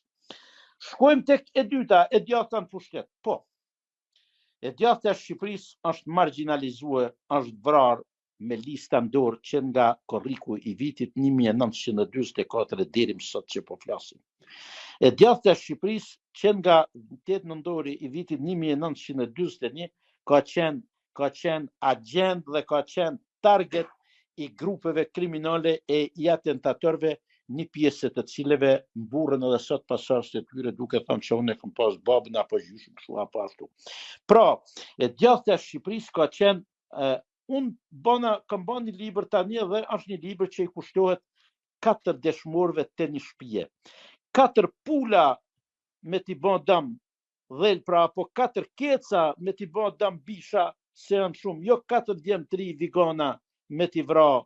1912 e kishin vra në Kosovë, në 1926 kishin vra tjetrin në afërsitë Prizrenit, në vitin 1946 vran tjetrin në bord shtëpisë vet, dhe 1871 u vra tjetrin në Maraç.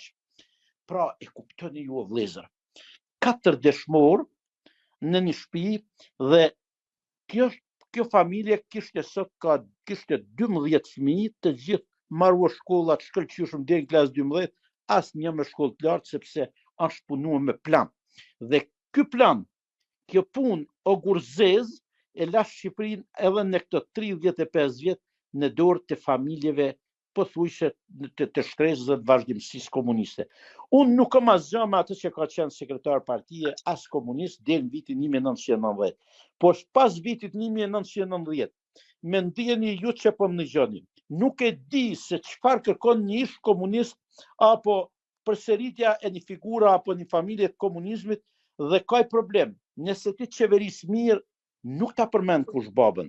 Dhe jam gjithmonë që kur fëmia mos me vujt për punë të këqija të babës.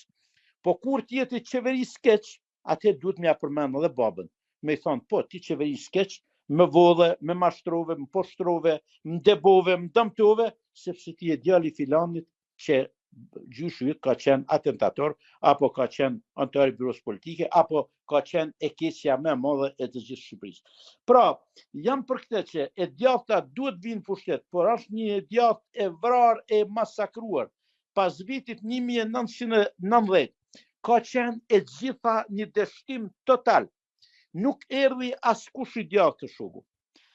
Unë që po ju flas, jam dëshmitar, kam gjithë botën shqiptare dëshmitar. Ora s'kam marrë tokën e babës tim as shtëpinë, dhe mbi tokën dhe trojet e mia ndërtuan një hidrocentral që jep shtetit shqiptar miliona çdo ditë. E unë s'kam një plam tokë, 1 metër katror tokë në të gjithë territorin e Republikës Shqipërisë. Të futën kadasat e Shqipërisë dhe të shohin, nëse kam 1 metër katror tokë, as unë, as 4 vëllezërit e mi. Atëherë, çash, ku ka të djathtë vëlla? Nga erdhi e djathta? Tani thot paketa e male. Ku po i qen male o shoku? Ku ke malet ti? Thot jo, kjo tokë shtetërore. Po jo më shoku, nuk e tokë shtetërore, është toka e Katumit. Kur një familje rrite i kishte shumë fëmijë, ai fshati jepte një cop tokë, dile hap aty sa tokë e përballsh. Po si të ma biesh tjetri nga Vlora, apo nga Tepelena, apo nga Podgorica, e të më ndërtojnë parqet fotovoltaike aty, ku po më qo? Po ku po jetoj unë? Supozojmë që bashkëdhëtarët uroj që një ditë vinë dhe të kthehen në vendin e tyre, të jetojnë rrish vinë në vendin e tyre. Po ku po i qo më vëlla, se ti minjerat ja ke dhënë turkut, hidrocentralit ja ke dhënë tjetrit, naftën ja ke dhënë tjetrit, e s'merr as i lektardhura, bregdetin tjetrit, aeroportet tjetrit, deri edhe provimet e shtetit po ja jep tjetrit. Ku po i qon më vëlla? Shqiptar ç'a do bëjnë? Ti kur t'ja japish gjitha tjetrit me punu shqiptar, ç'a vle? Me ç'a tjetoj shqiptari? Unë supozoj që sot jam shumë mirë, nesër bëhem invalid. Pse mos ta marr një pension me dignitet, me mbajt toka ime, nafta ime, resurset e tokës time, të ardha nga taksat, nga doganat, nga aeroportet, nga portet, nga taksat mjedisore. Si që ka kjo punë, minjerat të gjitha me më marrë edhe unë shqiptar, quhem tash shqiptar, bëj edhe atë shenjën e Shqiponjës, edhe për të aso sa mirë me qenë shqiptar. Po qa këm mas shpirti? Asi sem, mi kanë marrë të tjerë. Kush i dha këtë tjerë? Qeveritar, cilë qeveritar? Qeveritar mediokër. Shiko vlla, po bisedoj, me thëmë botërisht, jam shumë i turpruar kush ne ka qeverisë e kush po ne qeverisë. Ne kemi pa dhe shohim një nivel administrativ minimumi 100 vjet më të prapametur se sa niveli mesatar i popullit në kafenet e Shqipërisë. Çfarë po ndodh? Kush e bën këtë punë? Si ndodh kjo punë? Si ka mundësi kjo punë? Prandaj, ky është problemi. Ky është problemi dhe e djathta nuk erdhi kurrë, dhe e djathta edhe ca polic që u veshën 92-shin se kishin marru burgje, edhe ata nuk i lanë më tepër se kaptera, kur nuk u bën togera, majora, as generala, por gjithmonë u majtën pjacë, ato familje nuk kam asgjë bre se kanë pas prindit komunista të mirë kuptojnë. Unë jam një nga njerëzit, s'kam pas kur fardami në atë sistem, kam marrë shkollën e lartë, s'kam pas kanë as burgosun, as pushkatuam, as të internuam, kam pas problemet e minja se kundërshtova atëherë 1987 dhe por një problem është. Kam problem sepse nëse nuk bje zot një lekun, atë popullsi autoktone, atë popullsi që e ka dhe tradit elitarizmin, traditën, me këtë mënyrë si po bëhet duke një këtarafet nepotike, duke i pushtue institucionet me bajanak, e me kunetër, e me kushri, e me bashkëpunëtorën hajni, shiko, ka i problem, me bënë i pyetje, atë thrasin në i hellush. Si të më thrasin lushin? Unë jam profesor, jam një nga, po e kom thonë, po të ishte thamë, jam i vetëmi seleksioner i hardhis në Republikën e Shqipërisë. Jam i vetëmi ampelograf, që jam profesor i ampelografisë, dhe bilet jam edhe me shumë modesi, jam themelues i kësaj shkencën këtë vend. E njësën tjetë, por unë e konsolidova dhe sola në këtë nivel. Ama besoni që nuk ka shanse mo. Seleksionimin klonal kam 35 vjetë që ja u kërkoj, nuk e japin mora se e donë për patonazhi, pa ata nuk e bojnë dot. Nuk e bojnë dot, jo patonazhistët, gjithë patonazhistët e Republikës Shqipërisë, e të rajonit Ballkonit, ti bien ata nuk e bojnë dot se nuk e din. Por këta nuk thrasin specialistin që e din me i bon këtë punë. Këta thrasin ato që firmos dosjen fiktive, e merr parat, e mban parat. Pra, është një problem shumë i madh. Ndigjojmë çdo ditë gjithçka. Thot tjetri kërkova një investim 3 milion euro me ndërtuar një frigorifer, edhe më kërkuan 40%. Me lënë 1.2 milion euro paradhënie. Po kështu vepruam me gjithçka morë zotni, gjithçka. Unë nuk mundem me shkuar me bën punën e me thonë po ndajmë 20% po t'i lën aty, 80% po i ndaj me këta specialistemi. Jo zotri, unë duhem me marr lekun e me i dhënë produkt kombit. Tani ka ardhur koha e kapitullit në Bashkimin Evropian. Është rënd e trash, kam zotin dëshmitar e çdo shqiptar që po më dëgjon. Me këtë trend, rëna dosje fiktive Bashkimi Evropian kur nuk e hap i parë treshin. Bashkimi Evropian nuk janë njën Bashkimit Evropian për 33 milion euro që kanë vjedh zollumqart e Ministrisë Bujqësisë Shqipërisë. Por Bashkimi Evropian ka problem në standardeve dhe të thot, këthe 33 milion euro dhe hajde pastaj e të kthejnë besueshmërinë e të hapje dhe 126 milion euro tjera t'i parë treshit.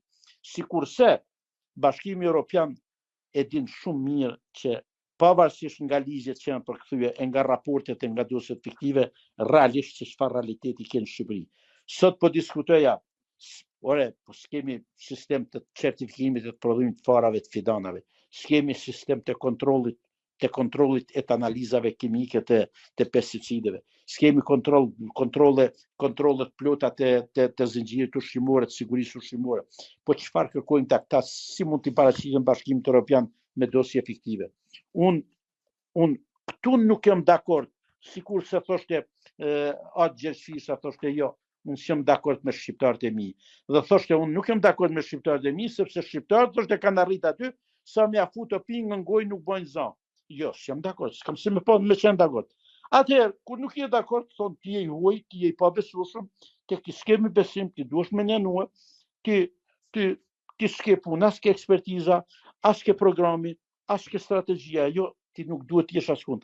Sepse këta modelin e kërkojnë ndryshe. Dikur me thoshin që në Indi ka një fjaltur, kur në një dhomë janë 99 me hunë të shtremt, nëse hyn një njeri me hunë të drejt të bukur alpine, ton ja drejtojnë gishtin e qeshin me ta.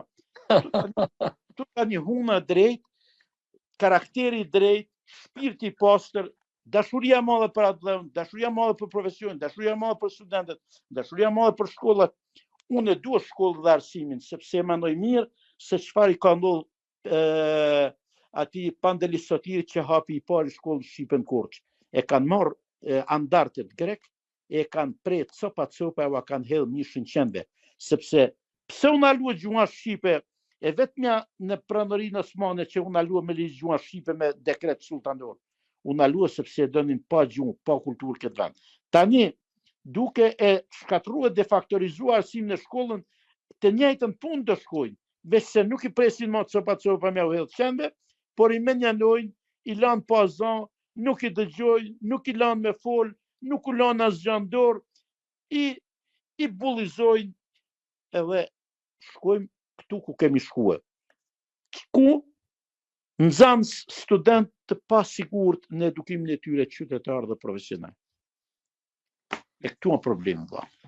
A ka shpresë o profesor apo se besoj se kemi arrit fundin për sa i përket rënies sport. A ka shpresë? Ta shikojnë shpresë. Ku siknon një këngë, a ka shpresë një ditë me ardhmë. Ka shpresë. Ka shpresë kur shqiptarët kemi mbi 113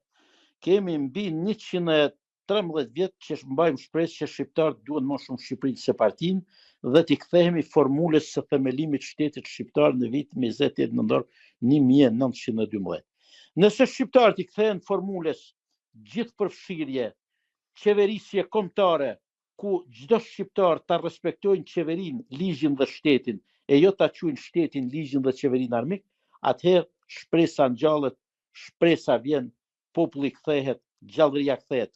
A din ti që gjitha vendet e rajonit tani po mbjellin tokat, po kultivojnë, po mbjellin pemë, po mbjellin vreshta, ku do kalon janë traktor të lezun, e po plugohet, po mbjellin drithrat. Shqipëria as ke traktor duke punue, as nuk po mbjell drithra, as pemë, as vreshta, as gjë. A din ju që dhe të gjitha vendet e rajonit ashtu aksiza naftës, janë ulë taksat, janë për inputet bujqësore në Shqipëri asnjë lloj veprimi deri më tani bile përkundrazi u rrit çmimi i naftës nga 2030 lekë në 2170 lekë sa shkoi.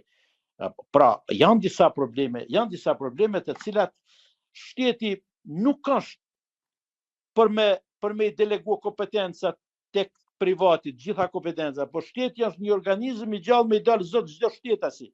Mua nuk më del privati zot. Mund del shteti se unë taksat ja paguaj shtetit, jo privat. Prandaj ky është problemi. Ne duhet kthehemi, duhet të reagojmë. Duke mos reaguar asnjë lloj shpresë s'ka. Dhe mu më vjen keq se ne u plakëm dhe ne na lan prindrit tonë në copat dhe ishte nën diktaturë, po na lan atë dhe, na lan arkiva, na lan toka, na lan bonifikim, kullim, sa hidrocentrale na lan, ndërsa ne po ju lam fëmijëve tonë zero atë, zero punësim, zero prona, zero aktivitet, zero shpresë. Mu më vjen shumë keq që duke u bë palë me qeverisjet nepotike, krahinore e hajdutrore, po ja fusim thikën të armës së fëmijëve tonë dhe të shtetit tonë. Unë i bëj thirrje çdo shqiptarëve gjithmonë mendoni për fëmijët tuaj, sikur se thonë amerikanët, shtetin tokën nuk e kam timën, e kam të djalit.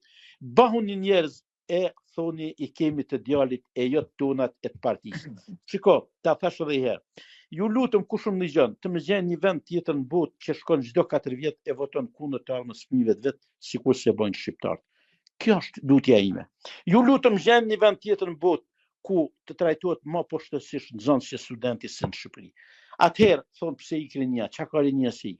Jo më valla, në ikja e fëmis, provoje t'i rri pa fëmi, edhe pastaj hadje fol me mua, si e shofi herën 4 muaj, herën 5 muaj, e merr malli edhe nuk ja hapas, tani si ja hapas ekranin e telefonit që janë plakë, mushën syt me lot, e nuk duhet me mërzit djalin. A ke qenë në Londër, profesor? A? Ke qenë në Londër? Kam qenë me 10 herë, se unë jam specializuar në Universitet Brightonit. Kam qenë në Londër, kam qenë në Northampton, në Portsmouth, në Ipswich, kam jetu në Ruislip, kam në Osterley, kam qenë dhe mua jetën ma ka dhënë Anglia, mua trurin, kokën, sjelljen ndaj mjedisit, ndaj shoqërisë, ndaj ligjeve, ndaj kushtetuesve ka pa Anglia dhe kultura që kam marrë nga prindërit e mi, sepse kam pas prindër punëtor e që na kanë edukuar kundër haramit e kundër poshtërsive. Londrën nuk ta solla me të bën ftesën, po erdhen në Londër, po se erdhen me pi një kafe me mua, ngelesh borxh, edhe besoj se ti nuk je nga ato tipa që do më hyj borxh. E para. E ky ishte spontane, doli rastisht.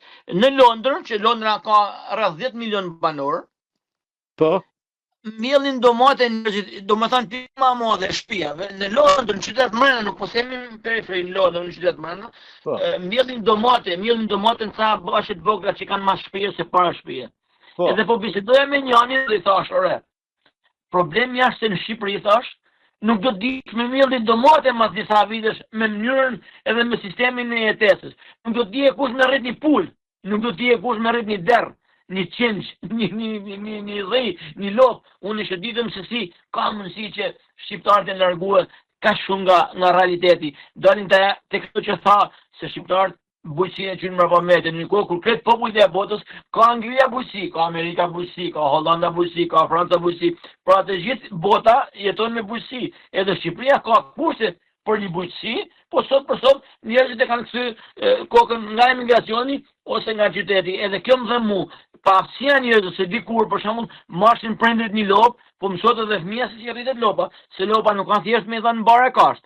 Lopa ka ato të veta që domethënë për ta rritur, për ta mirëmbajtur, për ta shtuar për shumë gjëra. Pra kjo më vret profesor është largu nga realiteti edhe nuk e di se ku do të shkojë me këtë lloj tani që mos t'ju ha kohën do 3 fjali. E para, bujësia themeli pranorive. Shtetet e Bashkuara të Amerikës e kam dëgjuar presidenti i Shtetit Bashkuar të Amerikës kur ne adhuroi ca traktora në 1994, tha mi lutur, tha që qeveria e Shtetit Bashkuar të Amerikës një vend bujësor ndihmon një vend tjetër bujësor sikur sa Shqipëria. Bujësia ishte në themel pranorisë romake, bujësia në themel të Shtetit Bashkuar të Amerikës, bujësia në themel të gjitha qytetimeve.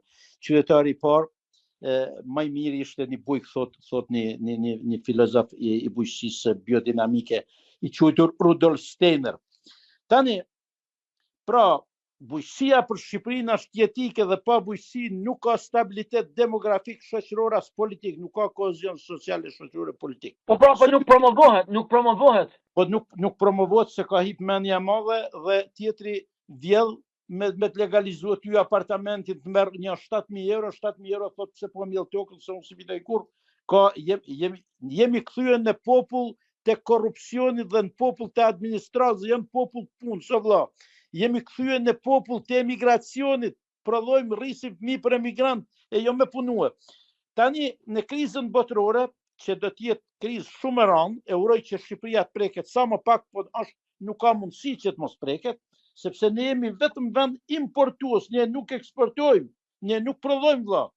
Atëherë, në këtë krizë do t'i lutesh çdo shqiptari, kush është në Angli, të ndihmojnë prindët e vet për me mbjell tokën, sepse 3.600 lek ose 3.6 pound 1 kilo domate, imagjino a i blejnë do të prindrit tuaj apo ne që jetojmë në Shqipëri.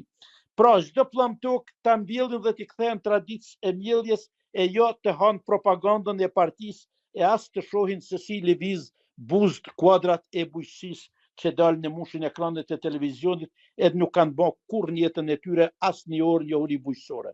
Drejton bujqësin, për s'ka bërë kur praktik në bujqësi.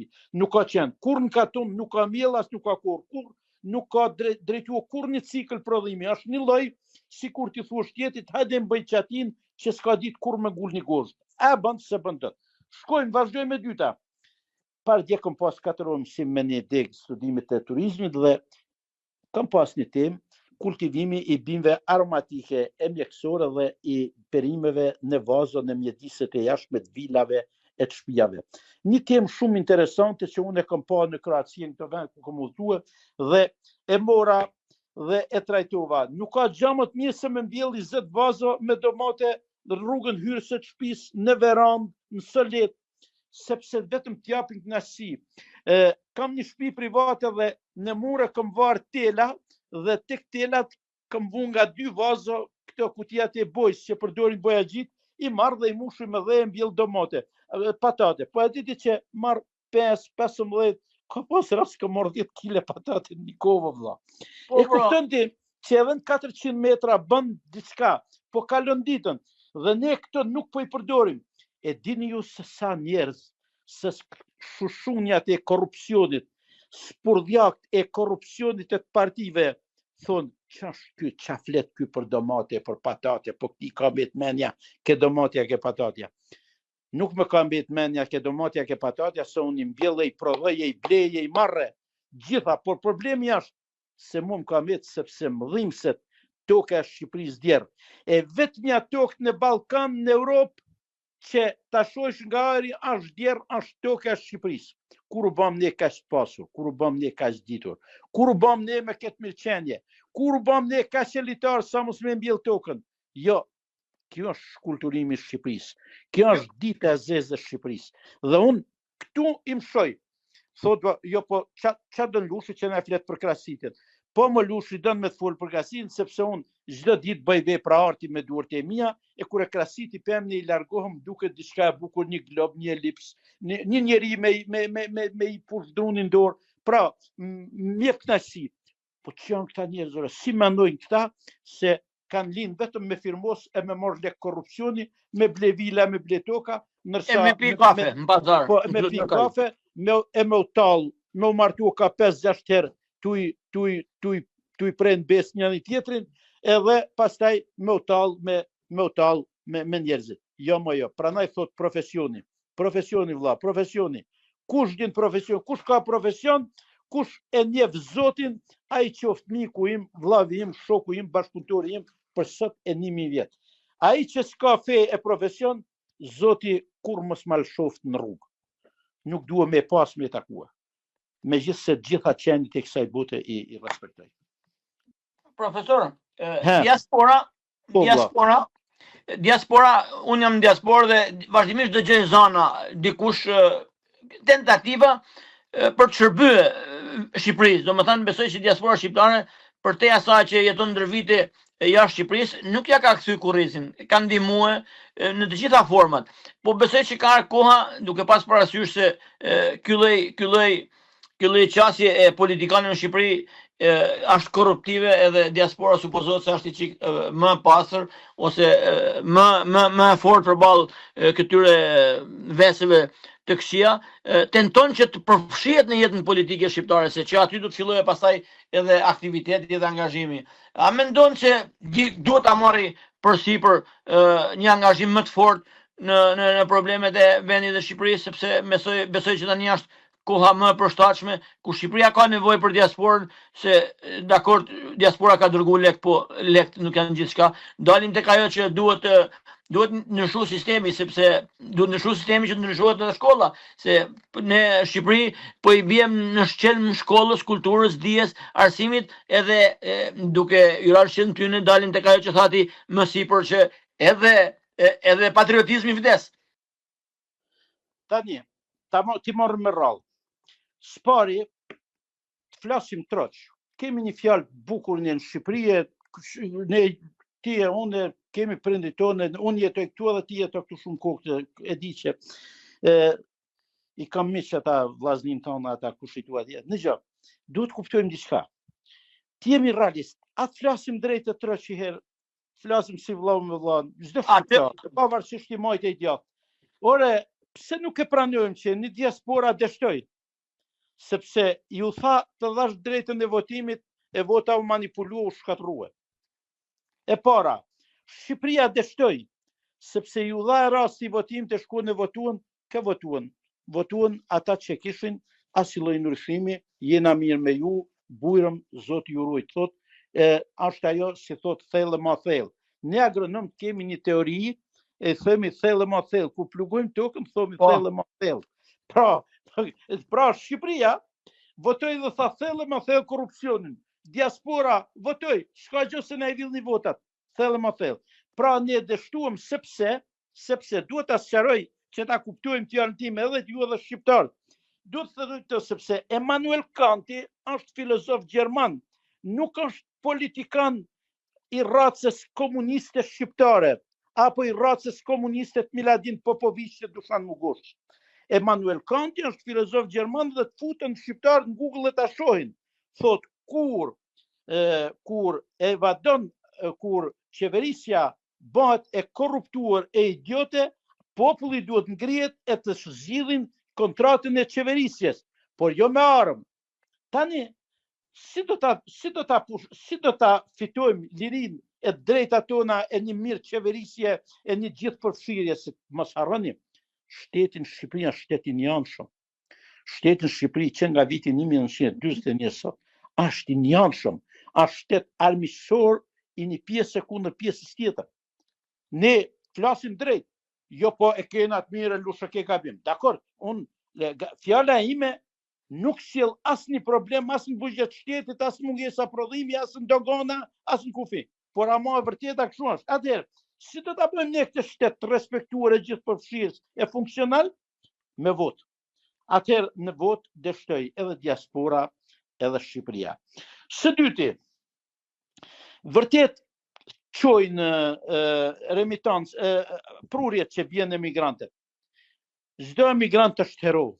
Si ka ikë, më thoshte shoku im që kam punuar me ta kur kam ikë për Angli, tha në Itali, në hodhi varka në Bregdetit e kur më mbyt fëmija, tha ka pa gruan, se kisha 7 zonë, tha lash për fëmin, sakrifikoha për fëmin, e dita që fëmija miku, merdhën ca migrant nga Fieri, tha ma solën fëmin, ma e solën, është në Anglia i miku im, ka marru ekonomikun dhe iku familjarisht atje. Pra, ti mund sjellësh të ardhura o vlla, po nuk mohet shtëpia me mill hua, është mill hua se ju keni familje tuaja, keni jetën tuaj, keni miqësinë tuaj, keni nevojat tuaja. Pra, problemi është si të bëjmë që të prodhojnë dhe të punojnë makineria e ekonomisë kombëtare. Si ka mundësi që humbasim çdo lloj pavarësie e bjem viktim e krizës që po i kanoset rajonit Shqipërisë po edhe botës për naftë tani, kur ne një vend prodhues me kapacitet 2 milion fushi nafte në vit, ne për një investim 50 milion euro, 2 kilometra rrugë, nuk prodhojmë naftën tonë e nevojat tona për naftë. A më mirë 2 kilometra autostrad, apo varësia e naftës? A më mirë 2 kilometra autostrad, apo me fik traktorat në të gjithë Shqipërinë? Si ka mundësi që e zgjidhin shumë mirë greket e gjithë traktorat kur udhtojnë nga Kapshtica e deri si hynë Selanik, gjithë traktorat tona shpunojnë se e kanë naftën rreth gati 1 euro më lirë se në Shqipëri. Si ka mundësi që banorët e Kukësit, Tropojës, Tasit, tanë shkojnë e mushin zëtorat e traktorat e makinat në Prizren në Gjakov? Po si ka mundësi që Korçarët e Bilishtje, Pogradeci shkojnë në Maqedoni? Po pse ta rrihet kjo punë më vëllezër? Pra, çfarë ka ndodhur? Ka ndodhur sepse është kastrue administrata vëlla. Është mush administrata me shpirtëzi, me ignorant që nuk kanë asnjë lloj profesioni. Unë jam këtu në Shqipëri, këtu më kanë, unë ma mirë, unë ju rri për balë, morët vinë të më thonë, unë kam këtë profesion e punoj në administratë në filan vendove, edhe do ta puth në balë. Nuk ka gjënë se puthin imi vetë, se shqiptar janë, si unë, por problemi është, si mund t'jesh e t'i dalësh për zëtë, bujësis kur nuk ke kur farë një orish bujësore, si mund të marrësh ti mua që jam agronom, e të më qëjsh ke spitali pediatrisë, e të më thuj shiko ke 30 fëmijë, vizitoj edhe mbishe diagnozën e tyne. Kur unë s'kam vizitua fëmijë, kur është di, kur gjanë për pediatrinë. Vlajdashu, ka ndodhë një na duket spontan, por mu më duket se është i mirë programuam edhe uroj që ta ke mund gabim. Pra, është një problem që kur flet intelektuali, njerëzit punëtor, adhëtarje ka të vështirë kur flet për këtë situatë, ama njerëzit që po vjedhin e po shtojnë pasurinë e tyre, po blejnë toka, pallate, vërci, ata vërtet nuk kanë nevojë kur gjumën e qetë, por i herë për i herë janë shumë të lumtur, pa ditë që Zoti e merr hakun, mallin haram, Zoti mallit haram, Perëndia Zoti me të madh vet i ve flakën. Unë nuk jam priftasoj, por besoj në Zot dhe çdo ditë e filloj ditën duke ju lutur Zotit për mirësi, për veten, për familjen e për gjithë njerëzimin. Edhe i lutem Zotit edhe për ju, për gjithë ju që po më dëgjoni sonte. Profesor, urdhra vëlla. Unë siç e di, bashkë me disa të tjerë morëm përsipër organizimin e Kuvendit Veriut. Kuvendi Veriut jo në kuptimin përçarës për nda Veriun nga jugun, po kaç janë mundësitë tona, kaç kapacitet kemi, nuk kemi më atje. Për unë për shembull nga Londra nuk besoj që jam mjaftueshëm në pozicionin e duhur për një kuvend kombëtar. Por ky Kuvend i Veriut ishte një nismë, një fillim. Apo vjen edhe ti e ta bëjmë kuvend kombëtar, ta zmadhojmë, se tash besoj që un kam besim te ti se duhet ndërhysh, duhet lëvizësh, duhet marrësh përsipër edhe detyra në shërbim të vendit, detyra leadershipi, detyra udhëheqjet një lëvizje, apo nuk e di si të them, ma ke menuar një herë për të ndërmarrë përsipër ndonjë lëvizje për të nëshuar që Shqipëria ka nevojë njerëz të ditur, njerëz me mend, njerëz patriota si ti, besoj që duhet edhe të lëvizin pak në këtë drejtim. Tani, ta marrim Kuvendi i Veriut është një ide patriote, është një ide shumë e mirë dhe për mua ka qenë një zgjidhje e jashtëzakonshme menimit që për ta krijuar një Mirdit, sepse kur tha Fajk Konica, faleminderit Mirdit e madhe, ka thënë Parlamentin e Shqipërisë që shpëtove këtë Shqipëri të vogël. Realisht shteti shqiptar nuk është Europa, Austria, kanë qenë jo vend burimi naftës e tjerë, por Mirdita ka një rol themelor, Mirdita Lugina Drinit, zona e Hotit, e Shkelit, e Malçisë Madhe dhe çdo krahinë e Shqipërisë, por Mirdita në mënyrë të veçantë. Sepse është zona më identitare. Organizimi i këtij kuvendi në Mirdit ju jap drejt dhe i falënderoj gjithë ata që kanë marrë. Por ka i problem. Historia është histori. Ne duhet të mësojmë nga historia dhe nga disa prelat tonë, siç ka qenë Abat Prandoqi, Atë Gjergjfishta. Ne nuk kemi pse përsëritim hapa që nuk kanë pas rezultat në të kaluarën. Shikoni këtu. Shqiptarët që po më dëgjojnë e dinë shumë mirë që me 6 prill 1911 Det Xheluli ka ngrit në Bratil flamurin e pavarësisë mas 460 vjetësh pushtim osman. Dhe flamuri që ka ngrit Det Xheluli në Deqiq ka qenë flamur i Kastriotit, i ardhur në kuti prej Sermi nga familja Kastrioti në Itali.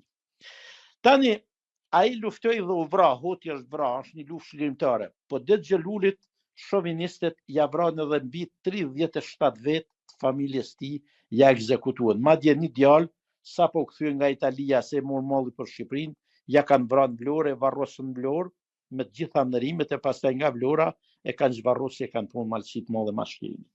Pra, e provoi Det Xheluli sepse Det Xheluli hoqi luftën e vërtet për pavarësinë e Shqipërisë, Kosova, Dardania, Hasan Prishtina, por e provoi Det Xheluli dhe përfaqësuesit e jugut të Shqipërisë, të Labrisë, kishin u bashkuan tek ura Drashovis dhe në qendrat e patriotike të Labrisë dhe kur u nisën me armë u bashkuan malësorëve të Veriut, kur erdhën në Kavaj e në këtë zonat e Bregdetit, ku diun, u përballën me 6.000 ushtarë osman që nuk i lanë me ardhë në atje. Tani, tu nuk u bë ky bashkim. Atëherë, u zbatua forma tjetër, Austria, qoj nga Austria i nisi e me Anije Ndurs dhe pastaj Nikol Kaçorin, Lujsh Gurakuqin dhe arritën Vlorë dhe u shpall pavarësia një vit më mbrapa. Pra, kuvendi i anshëm as në Vlorë e as në Veri nuk mund të bëhet. Shqipëri nuk ka pa jugë pa veri. Kush e mendon Shqipëri pa jugë pa veri dhe një kuvend pa një pjesëmarrje të përbashkët e ka gabim sepse është produkt i dështuar. Dhe ka një problem. Në Shqipërinë e jugut në është shputur një nga vatrat më patriotike që është Suli. Kanë qenë 23 fshatra, 26 fshatra më duket Sulit. Dhe sot është fati i madh që në Shqipëri kemi një qendër nacionaliste a patriote sikur se është Labria. Por duhen gjetë modalitetet që të kemi një sinkron dhe një bashkëpunim midis Labrisë dhe Malçisë. E mos ndodhin kurrë gjymtymet që misionarët e ushtrisë jugoslave ju dhanë urdhër divizioneve partizane kaloni shkumbinin për shkliruar Mirditën. Në fakt ç'a bën partizan Mirdit, se s'kishte Gjerman Mirdit, as në Lek Bibaj, as në Tropoj, as në Dugazhin, s'kishte Gjerman, por ç'a bën Veri, vran e masakruan në Buzmadhe, në Kukës, në Martanesh, kudo. Dhe ndodhi ajo që të huajt në futën në një vllavrasje dhe luftën partizane e cila duhet ruhet e pastër dhe në pjedestalin më të lartë historisë deri me 29/1944, mas 1944 e kthyen në luftë vllavrasëse e në një luftë të ashpër për pushtet, ku nuk u kursye asnjë intelektual dhe asnjë familje elitë. Historia është e madhe, historia është e fortë, fakti janë shkruara. Pra, për kuvendin e Veriut duhet me I dhanë një nacion tjetër, duhet punojmë për një kuvend kombëtar, nëse ka intelektual e njerëz me shpirt të bardhë. Nuk duhet shumë filozofi dhe artikulim, por duhet një zemër e pastër edhe me umbledh dhe me rithemelue, me sjellë dhe hen fokus të historisë, marrëveshjen e shtetë formimit të 28 nëntorit 1912, e cila ka zgjatë deri diku me 7 dhjetor 1912, deri 1912, një qeveri me 10 ministra, me gjithë përfshirje, ku të përfshihen të gjitha krahinet, të gjitha etnitë, të gjitha fetë. Shtet I njohshëm o vëlla, je më mirë po ata se sa me ta. Shtet I njohshëm Shqipëri nuk mund të funksionojnë më. Këta duhet mendojnë mirë që duke debue Lushit, duke I thonë Lushit Malok, e duke I thonë tjetrit Lab, e duke I thonë tjetrit Qobej, e duke I thonë tjetrit Jevgjit, këtu nuk mund të arrihet kërkun. Kjo është politika dhe kjo është melodia dhe diskursi që duhen armiqtë e Shqipërisë. E ne nga ky diskurs duhet të heqim dorë e duhet të distancohemi. Ne duhet të krijojmë një shtet ku të gjithë të jemi kontribues pjesëmarrës, të ta respektojmë e të jetë shtet funksional e jo shtet shtypës e shfrytëzues. Ne duhet të krijojmë një shtet që nuk na vjedh pronat. Ne duhet të krijojmë një shtet që nuk na debon fëmijët. Ne duhet të krijojmë një shtet që nuk na vjedh spitalet. Ne duhet të krijojmë një shtet që na mbron kudo që jemi. Ju jeni në Angli, ju duhet ju mbrojë ambasada shqiptare. A dini ju që kam marrë në Angli, kam marrë 3 herë në telefon se doja me takua një ambasador edhe nuk arrita me takua. Pra, e kuptoni ju se çfarë do të thonë. Unë natyrisht e takoj edhe I shkoj edhe në shtëpi ambasadorit përmes miqve që të përbashkë që kemi. Po pse kështu? Unë dua me takua një institucion, nuk dua kërkuj me I trokit ke dera shtëpisë për probleme shtetërore. Unë dua me shkuat shteti ka institucion dhe ne duhet mësojmë me fol me institucione. Pra, ajo që më pyeteti për kuvendin e Veriut, pati që e bardhë, e bukur, e mirë, e pranueshme, gjithë përfshirëse që organizuan mirëditën identitare, por ka I problem tjetër që nuk ka dhënë rezultat dhe me thënë drejtën, aq sa ma don zemra për lëvizje të tilla, aq edhe jam I stepun kur e di që e kanë provuar të tjerë para nesh, e jo vetëm që nuk ja kanë arrit, por kanë paguar kosto shumë të rënda. Ju e dini se si e ka paguar Abat Prandoqi, ju e dini se çka ka ndodhur me Gjergj Fishtën, ju e dini se çka kanë bën Remjez, ju e dini se çka kanë bën Atë Gjon Shllakut, ju e dini se çka kanë bën Atë Zefllumit. Pra, të gjitha këto janë probleme të cilat duhet me I marrë në konsiderat se historia është për ta mësuar e jo për ta falsifikuar, për ta mshefur. Profesorën prandaj thash, a je gati që të hecim për ta zmadhu, për ta bëhet madh, për ta bëhet kombëtar. Sidoqoftë, ne kemi kaluar bashkë 1 orë 43 minuta, besoj që është ndër kohët rekord, sepse ne se aty 1 orë 3, 1 orë gjys I zgjasim bisedat, por Lushtusa I ka gjithmonë për të thënë, edhe ne kemi gjithmonë dëshirën për të ju dëgjuar, prandaj edhe e vazhdojmë kaq gjatë. Shpresoj që mos e kemi marrë shumë kohë, e mos ju kemi penguar apo lanë larg njerëzve tuaj të familjes sonte për darkë. Dikush thash që më tha për ndeshjen mos e largoni nga ndeshja, po thash edhe kjo jona është një ndeshje që po bëjmë ne me kohën, me regjimin, me situatën, sepse ne nuk u ndrrim duke pa gjithmonë futboll e Big Brother, edhe duke mos u marr me disa punë kryesore. Po me lindi diçka me bën përshtypje një gjë dhe si njeri I ditur do ta bëj një pyetje, jo shumë me rajë shkurt, po do ta bëj sepse pash një status në Facebook, po ja përmend edhe emrin, një Eduard Hekuran Thartori.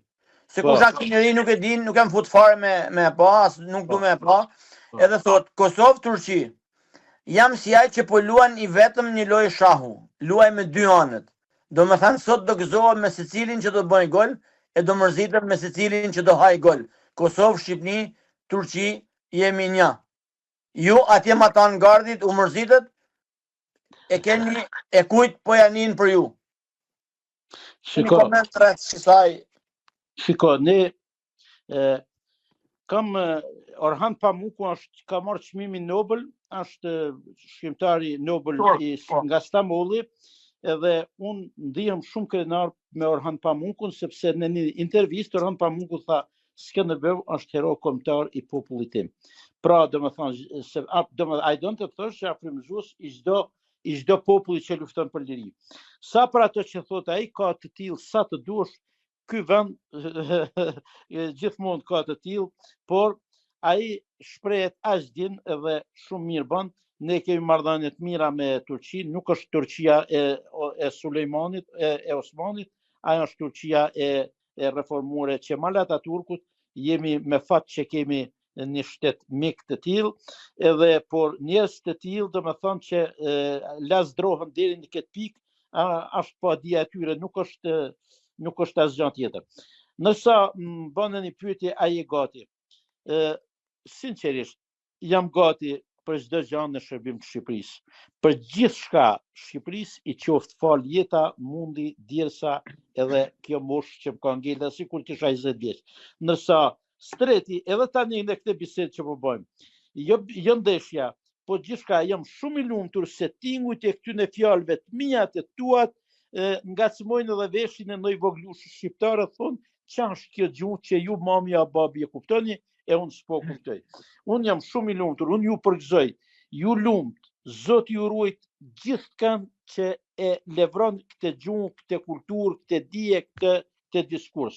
Nësa ne gjithmonë kjo problemet që diskutohen shumë me i farë mungese gjykimi e racionaliteti, kështu që ai thartori i tharë mosh, duke që a thartuaj qikë, për letë jetë edhe, e rujtë Zoti edhe ato sa janë njerëz. Njeri të jashtë, njeri në ardhe laj. Është konsumator dhe ka shumë rëndësi prezencë e konsumatorit. Profesor, edhe njerë, e fillova mirë, thash, kam kënaqësinë, por kam edhe një farë dhimbje, sepse ushtari i kombit Lushtësusaj është gati, por nuk thirret në front, edhe jo nuk thirret për mua të larg me agjend, edhe kjo të garanton në humbjen kur ushtar dinjitoz të një kombi nuk thirren në front. Kjo garanton humbjen, edhe ne nuk hesim përpara duke menjanuar ushtarët më të mirë të kombit. Një nga ata është Lushtësusaj, që unë të falenderoj shumë, të uroj gjithë mirat, edhe të kërkoj ndjesë të mbajtemi çik gjatë, po ishte nevojshme sepse njerëzit kanë nevojë ta dëgjojnë Lushtësusajn. Të falenderoj shumë. Me lejoni të falënderoj ty, përmes jush të falënderoj të gjithë emigrantët shqiptar, Zoti në roft, Zoti ja urujt fëmijët, Zoti ju fal gëzim e lumturinë familjet e tyre. Ju urujt Zoti i madh e ora e Shqipërisë, o djem të mirë të Shqipërisë. Të falenderojmë, Zoti të rujt ty edhe gjithçka ke. Të nderuar, natën e mirë vëlla, natën e mirë, faleminderit shumë profesor. Të nderuar dëgjues të Window Radio, jam unë Gens Paçuku nga studio në Londër në një bisedë të tezë zgjatur me profesor doktor Lushtësusaj. Besoj që kush e dëgjoj, besoj që edhe e shijoj, sepse profesori i thot gjërat ashtu siç janë, ashtu siç duhet, me guxim, pa u sepur. Por përveç asaj nuk është vetëm të thuash, duhet dish se çfarë të thuash. Edhe Lushi e din shumë mirë se çfarë thot. Ne kemi nevojë për njerëz si Lushi. Ti promovojmë edhe ti mbështesim. Window Radio këtë detyrë ka, këtë punë ka të mbështesi e të promovoj zënat e tillë, figurat e tilla që unë personalisht i quaj si asete kombëtare. Edhe ne këta ushtar në shërbim të kombit duhet i thrasim në front. Në frontin e qendresës, në frontin nga ku duhet filloje betejë për zhvillim të mëtejshëm politik, demokratik të Shqipërisë. Prandaj, ne jemi këtu për të biseduar edhe për të marrë nga ata mësim, për të marrë ide edhe për të shpërndar kudo në Shqipëri dhe diasporë, që njerëzit shqiptar të dinë këtë dëgjojnë, të dinë këtë lexojnë, të dinë këtë mbështesin, sepse ngelem duke mbështetur njerëz që nuk po punojnë për kombin, vetëm e vjedhin. Pra, të nderuar dëgjues, Ju falenderojmë që na ndoqët, na falni nëse sot ju lodhëm i mbajtëm pak gjatë, se sot ka pas edhe ndeshje, po ja që duhet që edhe ne ta bëjmë punën tonë, duke thirrur në front njerëzit që i nevojiten vendit, edhe njerëzit që na mësojnë se çfarë duhet të bëjmë. Faleminderit edhe një herë nga unë Gens Paçuku, nga studio në Londër. Dëgjohemi të martën e ardhshme. Natën e mirë. Mikrofoni hapur nga Gens Paçuku në Window Radio.am.